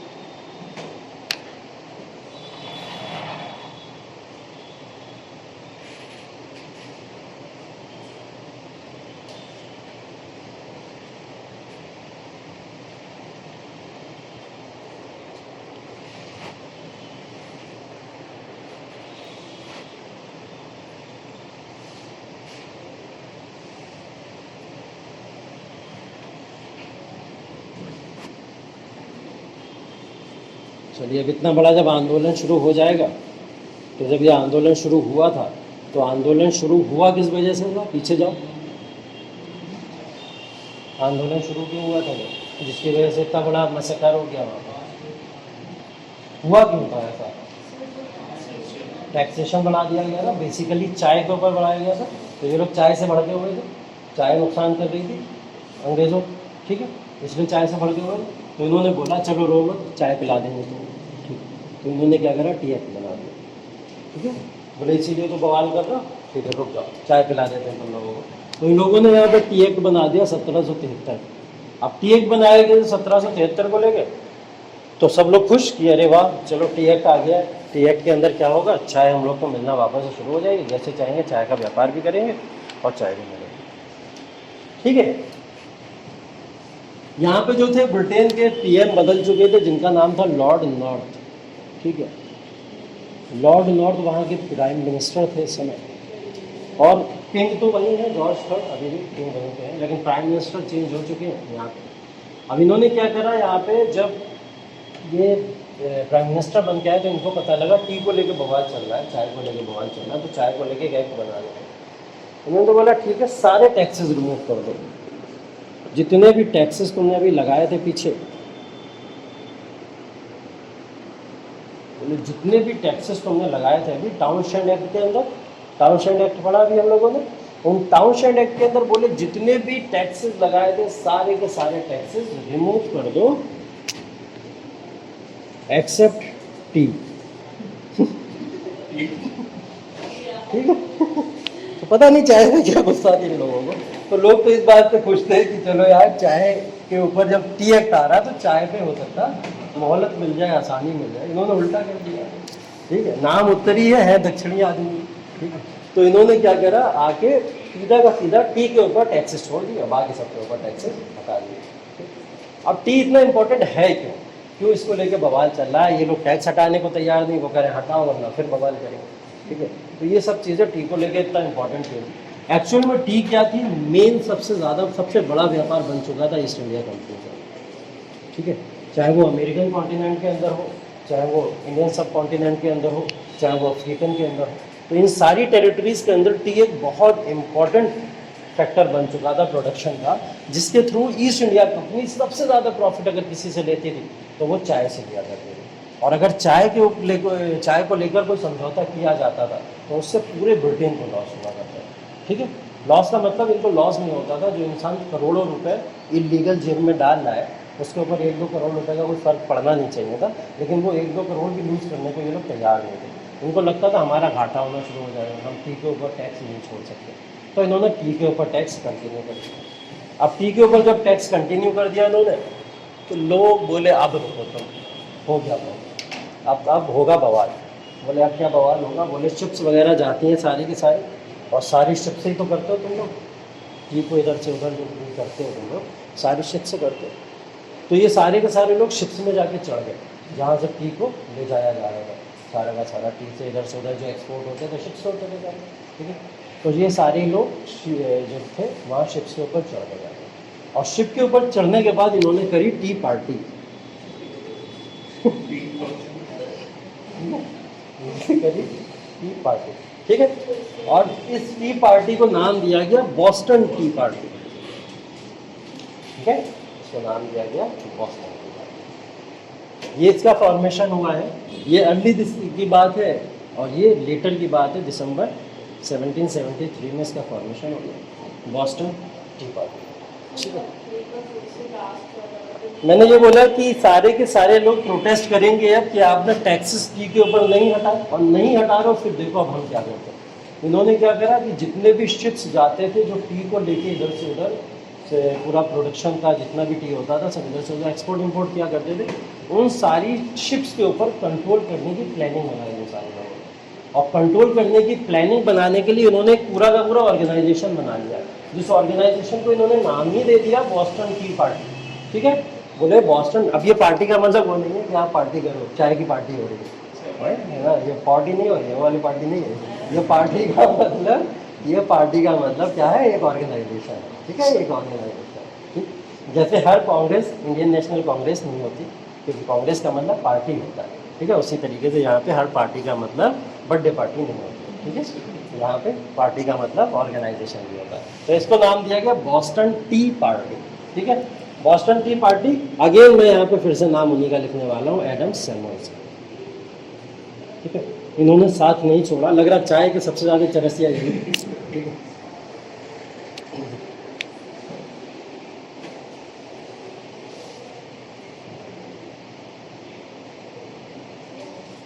तो इन्होंने बड़ा अनोखा तरीका अपनाया, ठीक है, वो तरीका बड़ा इंटरेस्टिंग। ये गए शिप्स के अंदर, इन्होंने सारे लोगों को लेके गए, बोले धावा बोलना है शिप्स के ऊपर, और जितनी भी शिप्स निकलती हैं चाय लेके बेसिकली उन सबको टारगेट किया, प्लान बनाया गया, देखा गया दूरबीन से बैठ के कौन कौन से लोग चाय लेके जा रहे हैं।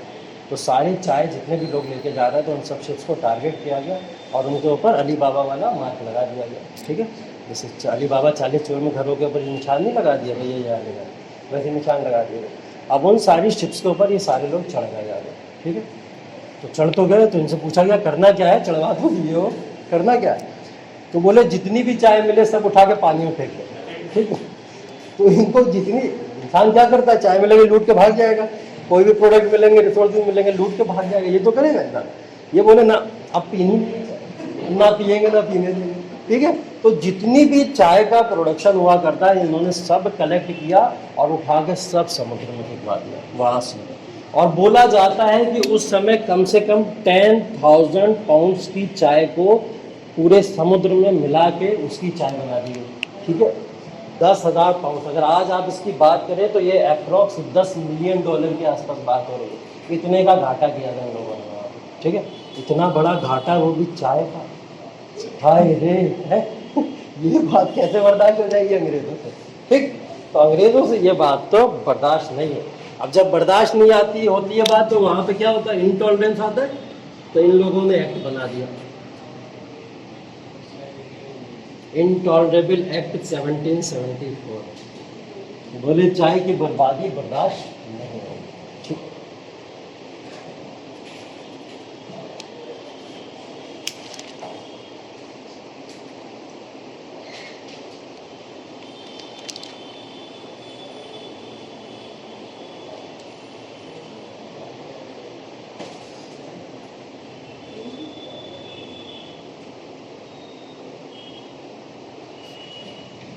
ठीक है। इंटॉलरेबल एक्ट किसके बाद बना, बोस्टन टी पार्टी के बाद में, क्योंकि टी की पूरी की पूरी सत्यानाशी कर दी इन लोगों ने, ठीक है। अब चाय सारी की सारी समुद्र में टहल रही थी, ठीक। पुष्पा देखिए, पुष्पा में लकड़ियाँ जो टहला कर रही थी ना पानी में जिस तरीके से, और जगह नहीं रहती थी, वैसे यहाँ पे चाय टहल रही थी, ठीक है। तो कई दिनों तक तो वो चाय की खुशबुआँ आती थी पूरे के पूरे ब्रिटेन के अंदर, और मतलब अमेरिका से ब्रिटेन तक में खुशबू आती थी, रात में लोगों को सोने नहीं देती, चाय की खुशबू आ रही है, ठीक है। तो वो वाली खुशबू वहाँ तक फैली हुई थी, इतनी चाय यहाँ पे बर्बाद की गई थी। इसको लेके इन लोगों से ये बात बर्दाश्त नहीं हो रही थी। चाय से मोहब्बत इनको भी थी क्योंकि वही खिला रही थी। तो इन्होंने एक इनटॉलरेबल एक्ट पास किया 1774 में। बोले जितनी चाय बर्बाद करिए वापस करो, जितनी चाय बर्बाद करिए वापस करो, ठीक है। मतलब कंपनसेशन देना पड़ेगा आपको। अप्रॉक्स कितना 10,000 पाउंड का, जितनी भी आपने चाय बर्बाद की है उससे रिलेटेड जो भी है कंपनसेशन यहाँ पे पे करो, ठीक। अब उस कंपनसेशन की डिमांड करना शुरू हो गई। जितनी भी टी को इन्होंने डंप किया था या जितनी भी टी को बर्बाद कर दिया था, समुद्र में फेंक दिया था, उस सबका कंपनसेशन इनको देना था। ये एक्ट के अंदर पहला क्लॉज आया। पहला क्लॉज क्या आया? ये आया कि कंपनसेशन आपको देना पड़ेगा 10,000 पाउंड।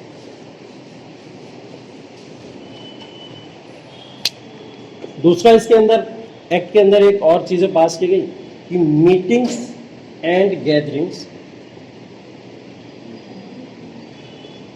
Are not allowed. किसी भी तरीके की ना तो कोई मीटिंग होगी ना कोई गैदरिंग होगी। तो जो भी पब्लिक टाउन हॉल्स थे बेसिकली, जहाँ पे मीटिंग्स वगैरह हुआ करती थी, उन सारे के सारे पब्लिक टाउन हॉल्स को बंद कर दिया गया।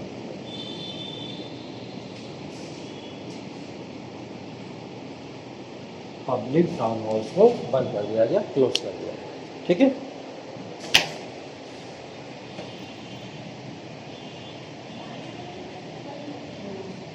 बंद कर दिया, क्लोज कर दिया। पब्लिक टाउन हॉल्स ही नहीं खुलेंगे तो लोग मीटिंग्स या गैदरिंग्स कहाँ पे करेंगे, ठीक है, नहीं कर सकते। ये भारत में होते तो क्या करते लोग?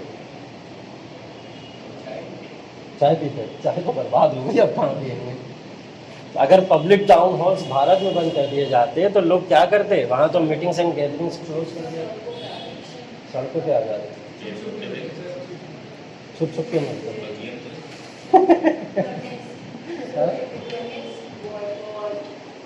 प्रोटेस्ट बॉयकॉट तो ये लोग भी कर रहे हैं। डिफरेंस क्या है? ये लोग भी तो वही करेंगे, अभी आगे चल के करेंगे क्या ये लोग?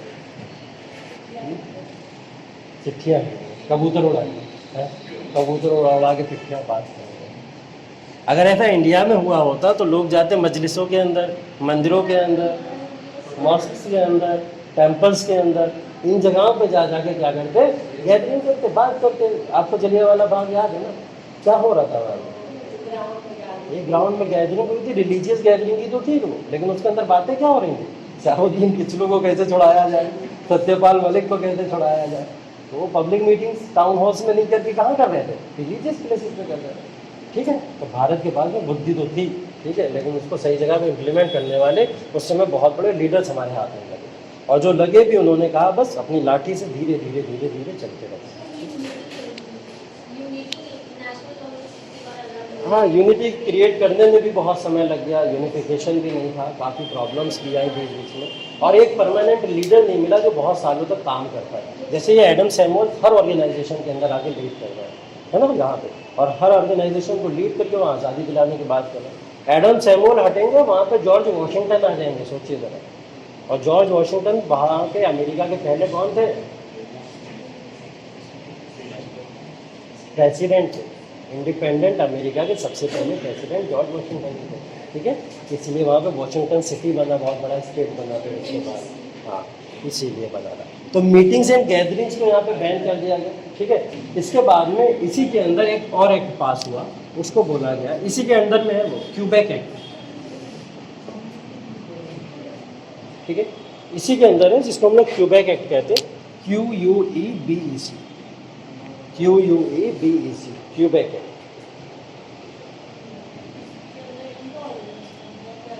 इसी के अंदर इंटॉलरेबल एक्ट के अंदर ही एक सब एक्ट पास हुआ जिसको क्यूबेक एक्ट बोला जाता है, ठीक है। क्यूबेक का मतलब इन्होंने उस समय में निकाला कनाडा से। किससे निकाला? कनाडा है, कनाडा। तो कनाडा की बाउंड्रीज को भी अपनी बाउंड्रीज या टेरिटरीज में ब्रिटिशर सब मिला लेंगे, ये इस एक्ट में बोला गया। कनाडा 13 कॉलोनीज का पार्ट नहीं है, पहली बात। 13 कॉलोनीज जो हम लोग बात कर रहे हैं उसका कनाडा तो पार्ट है नहीं। तो कनाडा की बात कहाँ से आ गई यहाँ पे? बोले कनाडा को भी नहीं छोड़ेंगे, कनाडा को भी मिलाएंगे हम लोग। अब हम लोग क्या करेंगे? इंपीरियलिज्म को बढ़ावा देंगे। आप लोग प्रोटेस्ट कर रहे हो ना हमारे अगेंस्ट में, अब प्रोटेस्ट नहीं होगा, अब हम इंपीरियलिज्म करेंगे। आप प्रोटेस्ट करो, हम इंपीरियलिज्म करेंगे। तो ये साम्राज्यवाद को बढ़ाते चले जाएंगे और वो प्रोटेस्ट करते चले जाएंगे। इस बात को लेके ये लड़ाइयाँ चलती चली गई। तो इसी के अंदर क्यूबेक एक्ट पास किया गया, कनाडा की बाउंड्रीज को और टेरिटरीज को कैप्चर करने की बात हो रही है यहाँ पे।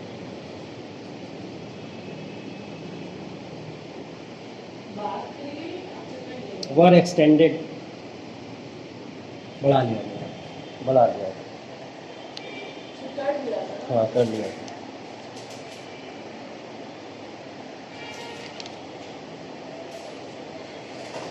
अब इतना सब हुआ, ये सारा एक्ट फिर आया, उसके बाद में अब किसकी बारी, शतरंज में 2 टीमें तो होती हैं, पहला पासा वो खेलता है, दूसरा पासा ये वाले खेलते हैं। तो अब ये किसकी बारी है, ये अब बारी है कॉलोनिस्ट।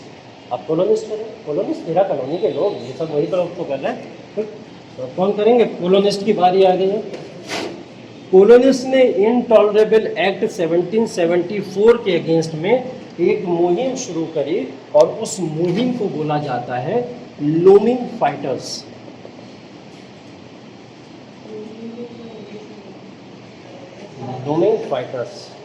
लोमिंग फाइटर्स कुछ समझ आ रहा? हमारे यहाँ पे गोरिल्ला हुआ सुना, ये वही वहाँ, ये वहाँ के गोरिल्ला है, ये गोरे गोरिल्ला, हमारे यहाँ काले गोरिल्ला थे, ठीक है। तो दोनों गोरिल्ला अलग अलग है। यहाँ पे जो लूमिंग फाइटर्स है, लूमिंग फाइटर्स का मतलब है हम ऐसे फाइटर्स को बढ़ावा देने जा रहे हैं या उनको डेवलप करने जा रहे हैं जो ब्रिटिशर्स के अगेंस्ट में फाइट करने वाले हैं। और ब्रिटिशर्स के अगेंस्ट में जब फाइट होगी तो हमारे यहाँ उसको गुरिल्ला फाइट बोल दिया गया, यहाँ पे उसको क्या बोल दिया गया, लूमिंग फाइट। तो उन्होंने क्या करा ना, ट्रेन करना शुरू कर दिया था, किसको, मिलिटेंट्स को एंड सोल्जर्स को। हाँ, अमेरिकन में भी उन्हीं 13 कॉलोनीज के लोगों ने, और 13 कॉलोनीज की जब मैं बात कर रहा हूँ तो ये कॉलोनिस्ट कर रहे हैं सारा काम, क्योंकि सारे के सारे पैट्रियोट्स कौन है, यही 13 कॉलोनी के लोग, ठीक है। तो इन्हीं के कमांड में है, इन्हीं को अमेरिका को आज़ादी दिलानी है किसी भी तरीके से। तो ये लूमिंग फाइटर्स यहाँ पे इवॉल्व होना शुरू हो गए। अब इनका इवोल्यूशन भी हुआ साथ ही साथ में, और ये लोग एक गोरिल्ला फोर्स की तरह कलेक्ट हो गए। और गोरिल्ला फोर्स करती क्या है, छुप के वार करते हैं, जहाँ मिलेंगे जैसे मिलेंगे, तीर कमान हाथ में होगा, जो भी चीज़ें होती थी, और छुप के वार किया करते थे, अटैक करके मार दिया करते थे, यही तो चीज़ होती है। हाँ हाँ हाँ, बिल्कुल है। हमारे यहाँ कोई मिलिट्री थी इंडिया की, इंडिया में गोरिल्ला फोर्सेस किसको बनाया था, कौन थे, क्रांतिकारी थे।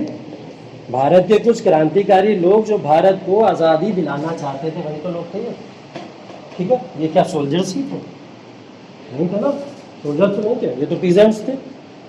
फार्मर्स भी हो सकते थे, मिडिल क्लास के लोग भी हो सकते थे, कॉमन पीपल भी हो सकते थे, हो सकता है एम्प्लॉय वगैरह भी हो, इंडस्ट्री में काम करने वाले लोग भी हों, बहुत सारे लोग थे। इनकी फोर्सेस को कलेक्ट कर लो, और इनकी फोर्सेस को कलेक्ट करके क्या लूमिंग फाइटर्स नहीं बनाए जा सकते, सेम प्रोसेस, कुछ भी इसमें कंफ्यूज होने की जरूरत है,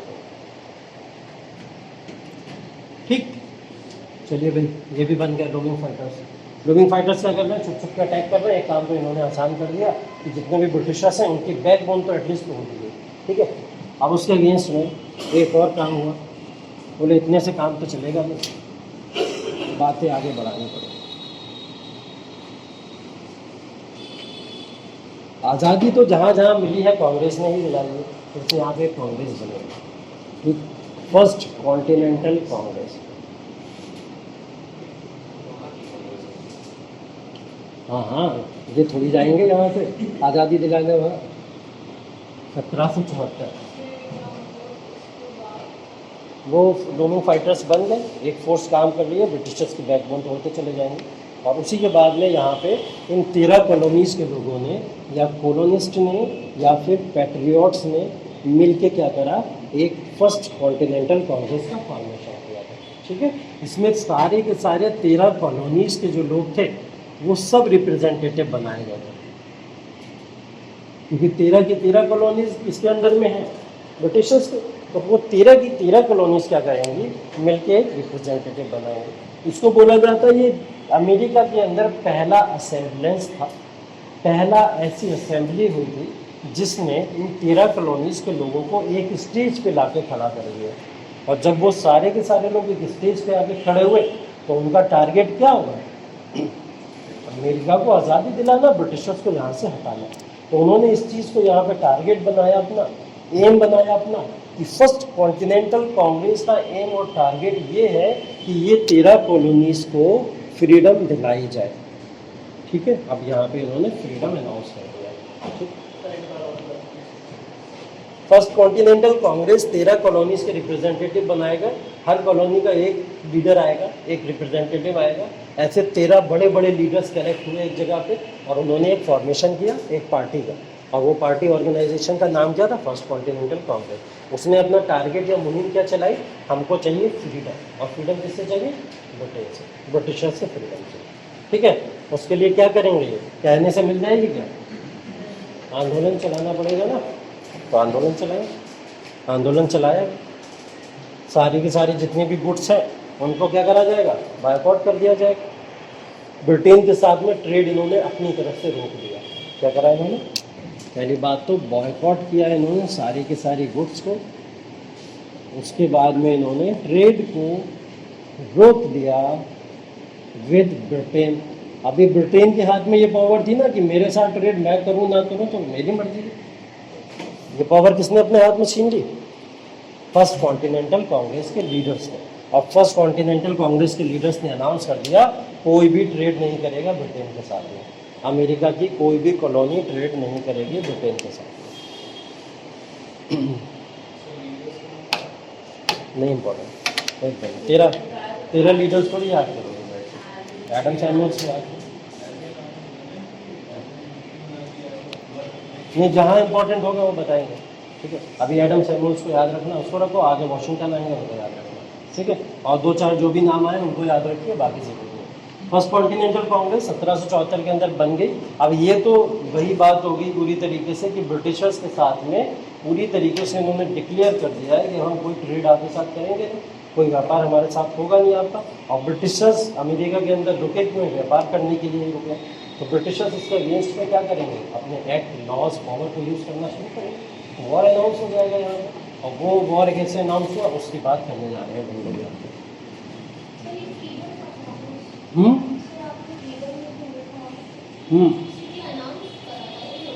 हाँ, कॉलोनीज के लोगों ने अनाउंस किया था कि अब हम ब्रिटेन के साथ में, हाँ हम ब्रिटेन के साथ में कोई ट्रेड नहीं करेंगे, ये इन्होंने अनाउंस कर दिया था। ठीक है, यहाँ से शुरू होता है अमेरिकन रिवॉल्यूशन, वॉर बिगिंस।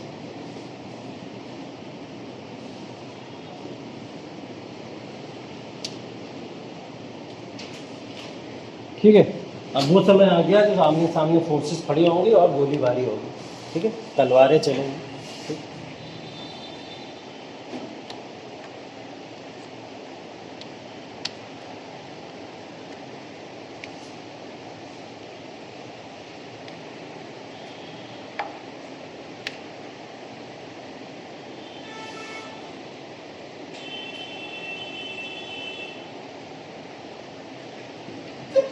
ठीक है, अमेरिकन रिवॉल्यूशन वॉर यहाँ से शुरू हो जाता है और ये समय है लगभग अप्रैल 1775 का।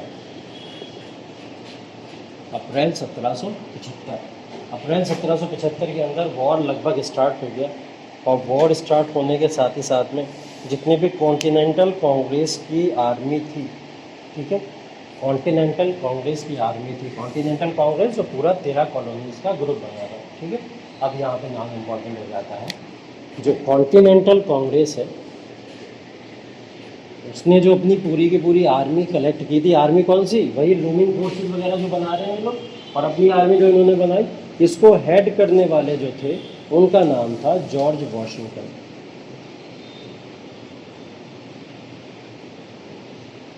जॉर्ज वॉशिंगटन कमांडर थे उस समय, सोल्जर थे। ठीक है, सोल्जर थे उस समय ब्रिटिश आर्मी के अंदर। ब्रिटिश आर्मी का मतलब थे अमेरिकन, लेकिन काम किसके लिए कर रहे थे? ब्रिटिश आर्मी के लिए कर रहे थे। तो ये सोल्जर थे उस समय। इन्होंने भी यहाँ पे इनके अगेंस्ट में वॉर शुरू कर दिया। तो ये सबसे बड़े लीडर उभर के आए उस समय। ठीक,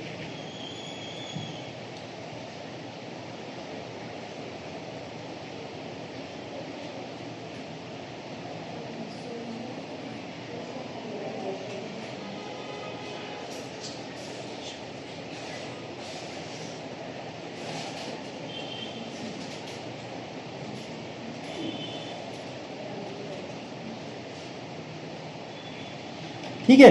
अब जॉर्ज वॉशिंगटन पूरी की पूरी आर्मी को लीड करके चल रहे हैं, वॉर चल रहा है उनके अगेंस्ट में, और वॉर इतना स्ट्रांगली चलता चला गया कि अमेरिकन आर्मी को ज़्यादा मेहनत भी नहीं करनी पड़ी, ज़्यादा कोशिश भी नहीं करनी पड़ी, और इन्होंने ब्रिटिश आर्मी को धीरे धीरे करके यहाँ से भगाना शुरू कर दिया, क्योंकि इनके ऊपर अटैक्स किए गए। वायलेंस जैसी कोई रुकावट थी नहीं इनके लिए कि हमको नॉन वायलेंस करना है, वायलेंस करना, ऐसा कुछ था नहीं इनके लिए।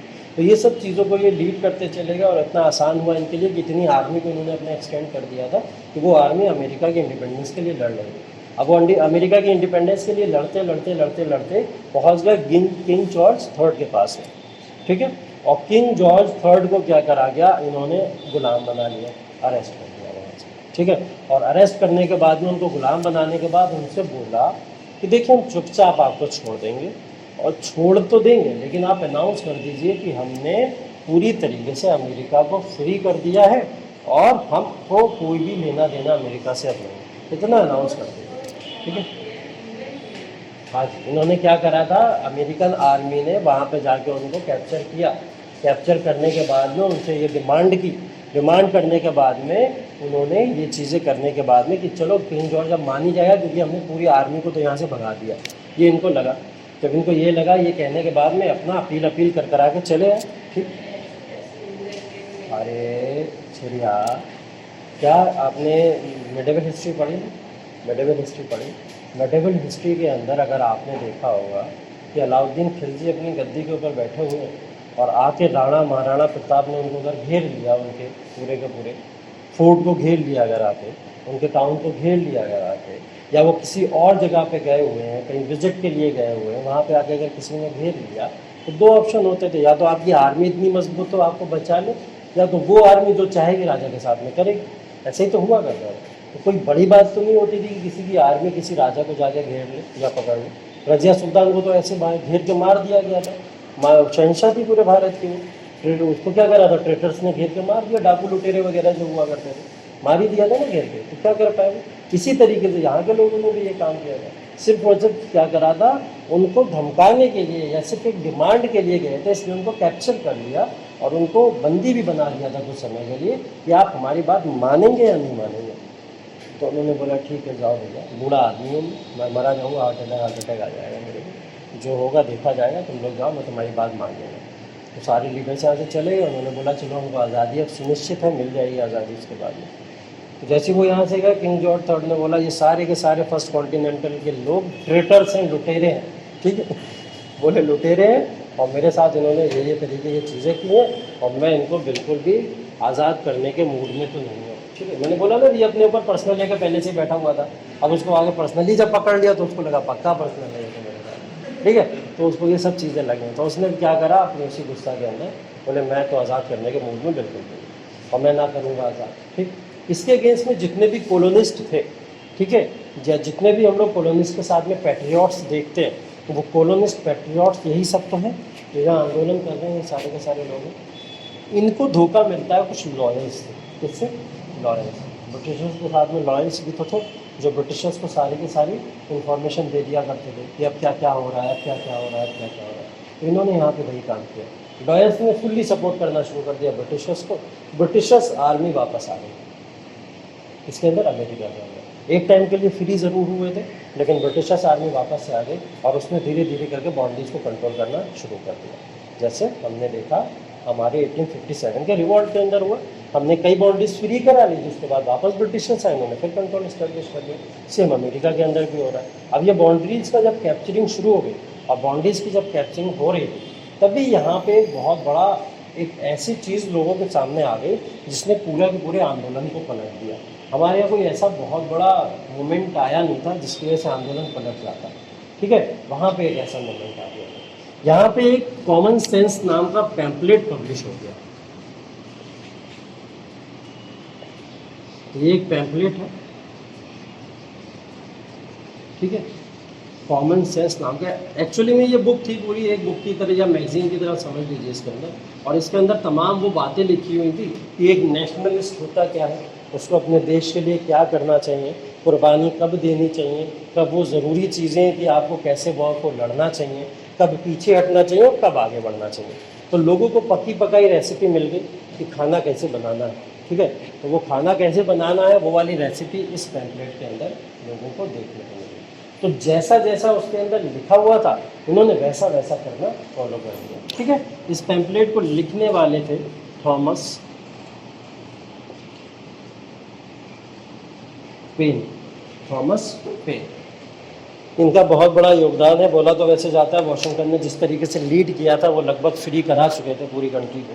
तो उसके बाद में यहाँ पे ये चीज़ भी हुई कि जैसे ये पैम्पलेट आया लोग लगभग धीरे धीरे करके हार मानना शुरू कर रहे थे।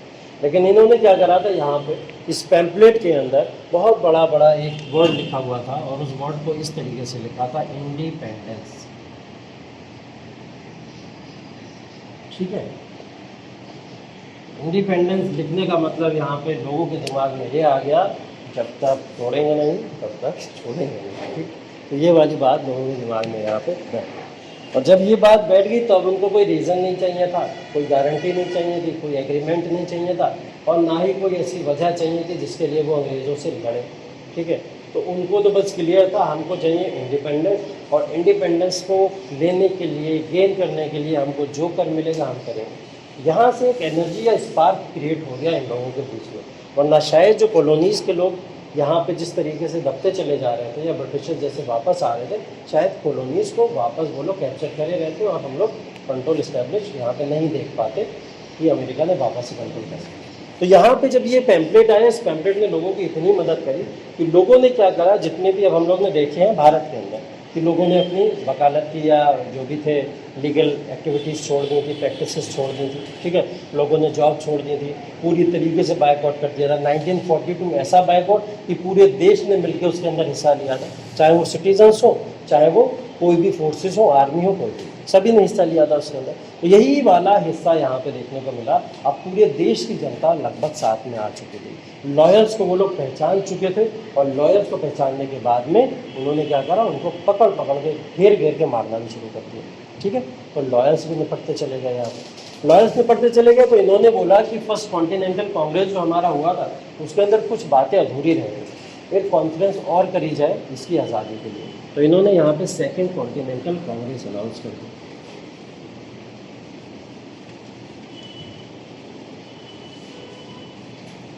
सेकेंड कॉन्टिनेंटल कांग्रेस कब होगी? 1776। पहली कब हुई थी? 1774। ठीक है। हाँ।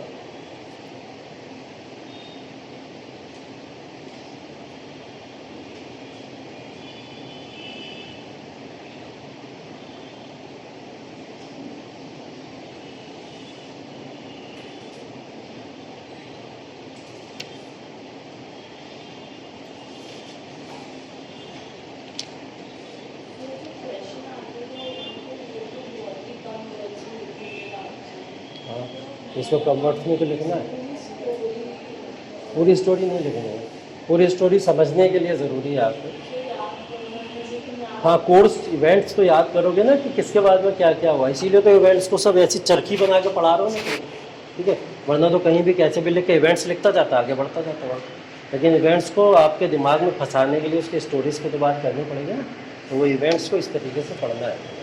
ये बस एक साइकिल है पूरी कि आपको इसको कंप्लीट करना है। जो शुरू हुआ हम लोग ने देखा अभी 1756 से। कहाँ है? इसको फैक्ट कहते हो?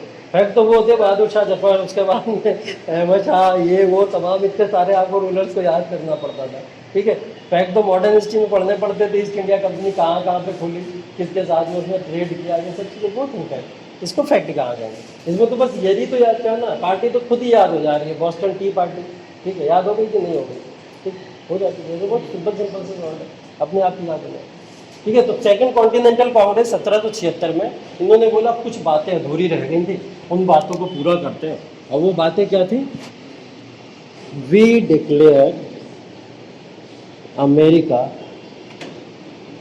एन इंडिपेंडेंट स्टेट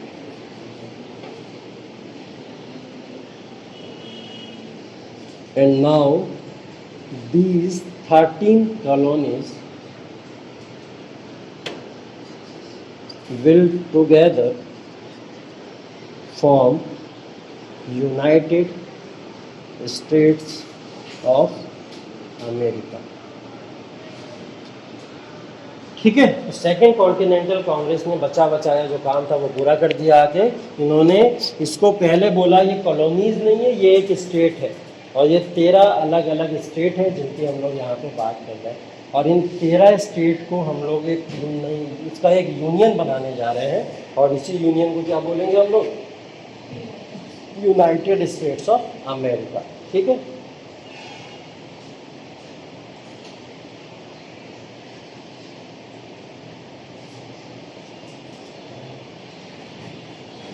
ये सेकंड कॉन्टिनेंटल कांग्रेस इंपॉर्टेंट है, थोड़ा सा याद रखिएगा। फिलाडेल्फिया के अंदर ये कॉन्फ्रेंस हुई थी। पेंसिल्वेनिया जगह सुनी होगी आप लोगों ने, ठीक है, तो पेंसिल्वेनिया के अंदर एक जगह पड़ती है फिलाडेल्फिया, और फिलाडेल्फिया के अंदर ये सेकंड कॉन्टिनेंटल कांग्रेस हुई थी, जहाँ से अमेरिका ने अपने आप को इंडिपेंडेंट डिक्लेयर किया था।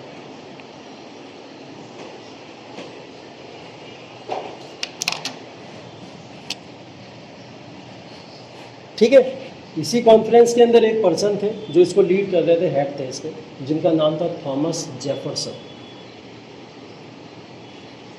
थॉमस जेफरसन ने कुछ राइट्स भी डिक्लेयर कर दिए यहाँ लोगों को कि यूएसए के अंदर रहने वाले लोगों को क्या क्या राइट्स मिलने चाहिए, और वो जब इंडिपेंडेंट हो गए तो वो इसके अधिकारी हैं कि उनको ये राइट्स मिलने जरूर चाहिए।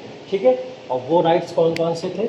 उन्होंने यहाँ पे लिबर्टी डिक्लेयर कर दिया, बोले लिबर्टी होनी चाहिए, ऑल मैन आर इक्वल। उन्होंने बोला सभी लोग इक्वल हैं, किसी के भी साथ में कोई बाइफर्केशन नहीं होना चाहिए। ठीक है,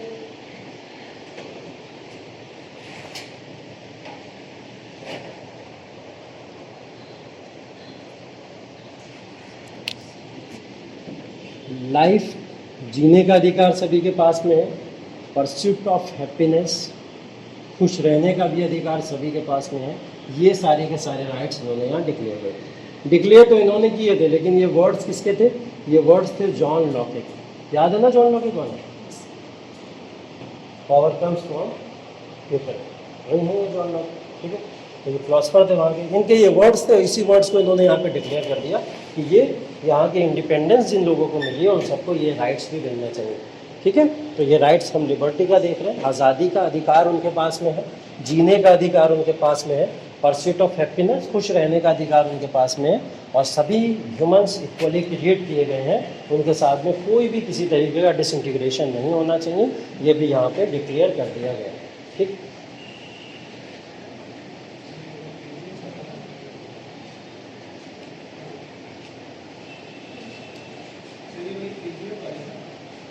हाँ जॉन लॉके। ठीक है, तो सेकंड कॉन्टिनेंटल कांग्रेस ने इतना काम किया, ये सभी की वजह से यहाँ पे इन्होंने अपने आप को डिक्लेयर भी कर दिया, फ्री भी डिक्लेयर कर दिया है। लेकिन इन्होंने अभी खुद को फ्री डिक्लेयर किया है, इंग्लैंड ने तो अभी परमिशन नहीं दी। इंग्लैंड ने तो नहीं बोला कि हमने आपको फ्री कर दिया, तो इंग्लैंड की परमिशन मिलते मिलते थोड़ा समय लगेगा, और वही समय क्या था? 1783 जिसकी हम लोग बात करते हैं। ठीक है, यहाँ इन्होंने डिक्लेयर कर दिया, ये लोग अब किसी भी तरीके की कोई बात करने को तैयार है नहीं उनके, और ये समय आ जाएगा कब का? 1783 का। और 1783 में क्या होगा? फाइनली अंग्रेज़ों ने हार के यहाँ पे ट्रीटी ऑफ पेरिस साइन कर दी। ट्रीटी ऑफ पेरिस साइन करने का मतलब क्या है? यहाँ तो फ्रांस है नहीं, फ्रांस कहाँ से आ गया?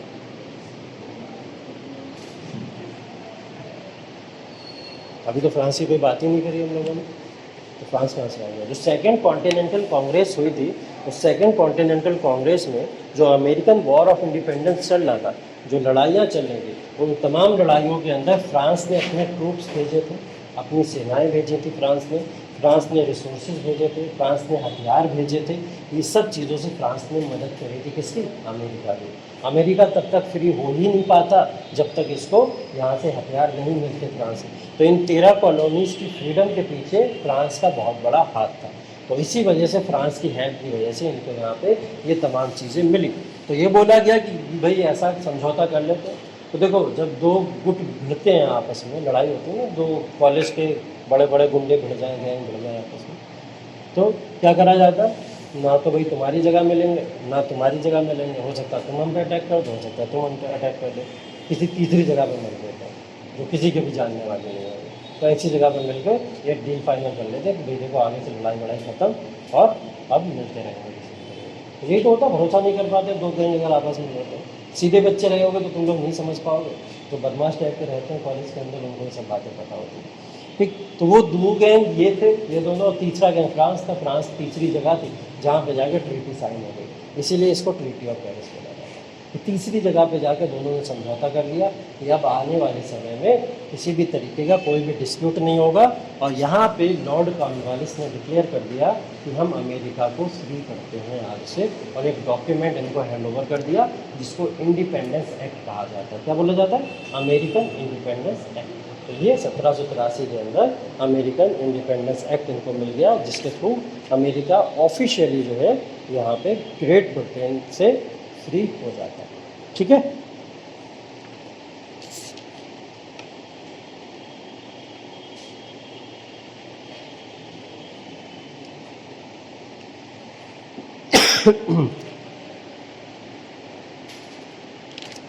तो यहाँ पे सरेंडर किया था लॉर्ड कॉर्नवालिस ने, ऑब्वियस सी बात है, सरेंडर करके ही यहाँ से वापस गए थे, जिसकी वजह से इनको आज़ादी मिली।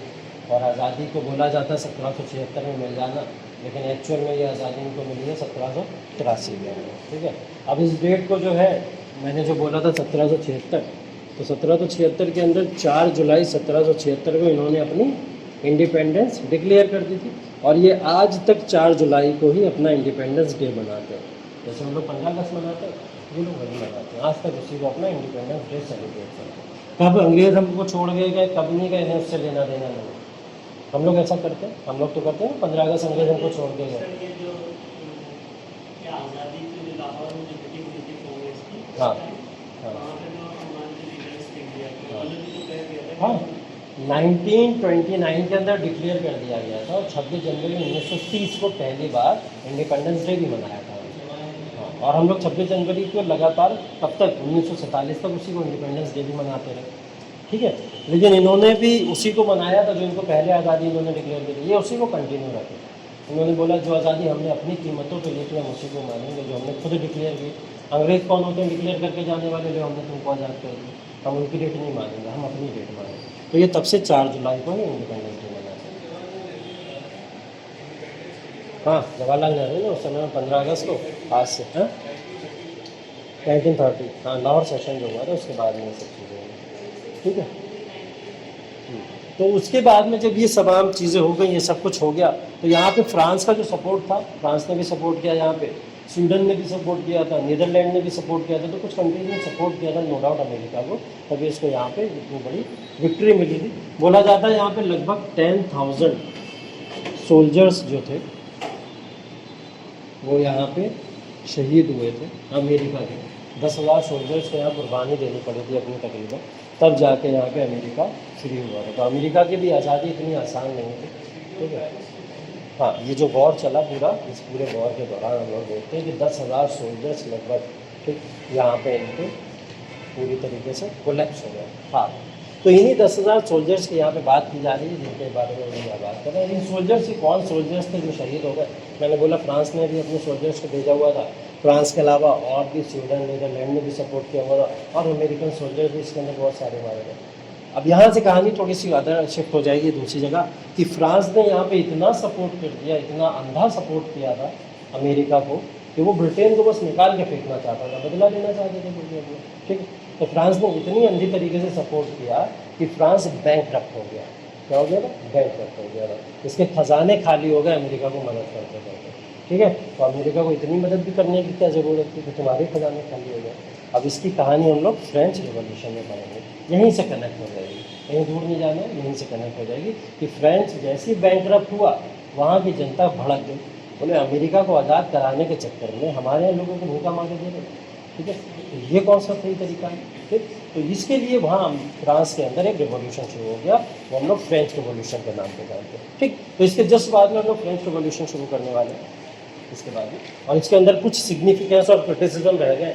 अगर आप लोग चाहें तो सिग्निफिकेंस और क्रिटिसिज्म आसान है, कोई बड़ी बात नहीं। सिग्निफिकेंस के अंदर यही मतलब होता है कि इसका इम्पैक्ट क्या क्या पड़ा, किस तरीके से इसका इम्पैक्ट पड़ा पूरी सोसाइटी के ऊपर। इम्पैक्ट ये पड़ा कि सिग्निफिकेंस को अगर हम लोग बात करें कि अमेरिकन कॉन्स्टिट्यूशन बन गया, सबसे बड़ी बात, जो कि कॉन्स्टिट्यूशन अभी तक कहीं देखने को नहीं मिला हमें, वो कॉन्स्टिट्यूशन कहाँ बन गया? अमेरिका में। ठीक, 1789 इसकी वजह से अमेरिकन कॉन्स्टिट्यूशन बन गया, लोगों को राइट्स मिल गए उनको, ठीक है, यहाँ पे फ्रीडम आ गई। सिग्निफिकेंस के अंदर बहुत चीज़ें लिख सकते हो, ट्रेड इजी हो गया होगा उन लोगों का, व्यापार उनके हाथों में था तो वो रिसोर्सफुल्ली भी रिच होते चले गए, उनका कॉन्टिनेंट के अंदर रिसोर्सेज का अपलिफ्टमेंट देखते चले जाओगे, बहुत चीज़ें मिलेंगी आपको। तो सिग्निफिकेंस के अंदर ऐसे ही बहुत सारी मिसलीनियस चीज़ों को वहाँ पे मेंशन कर देना, ठीक।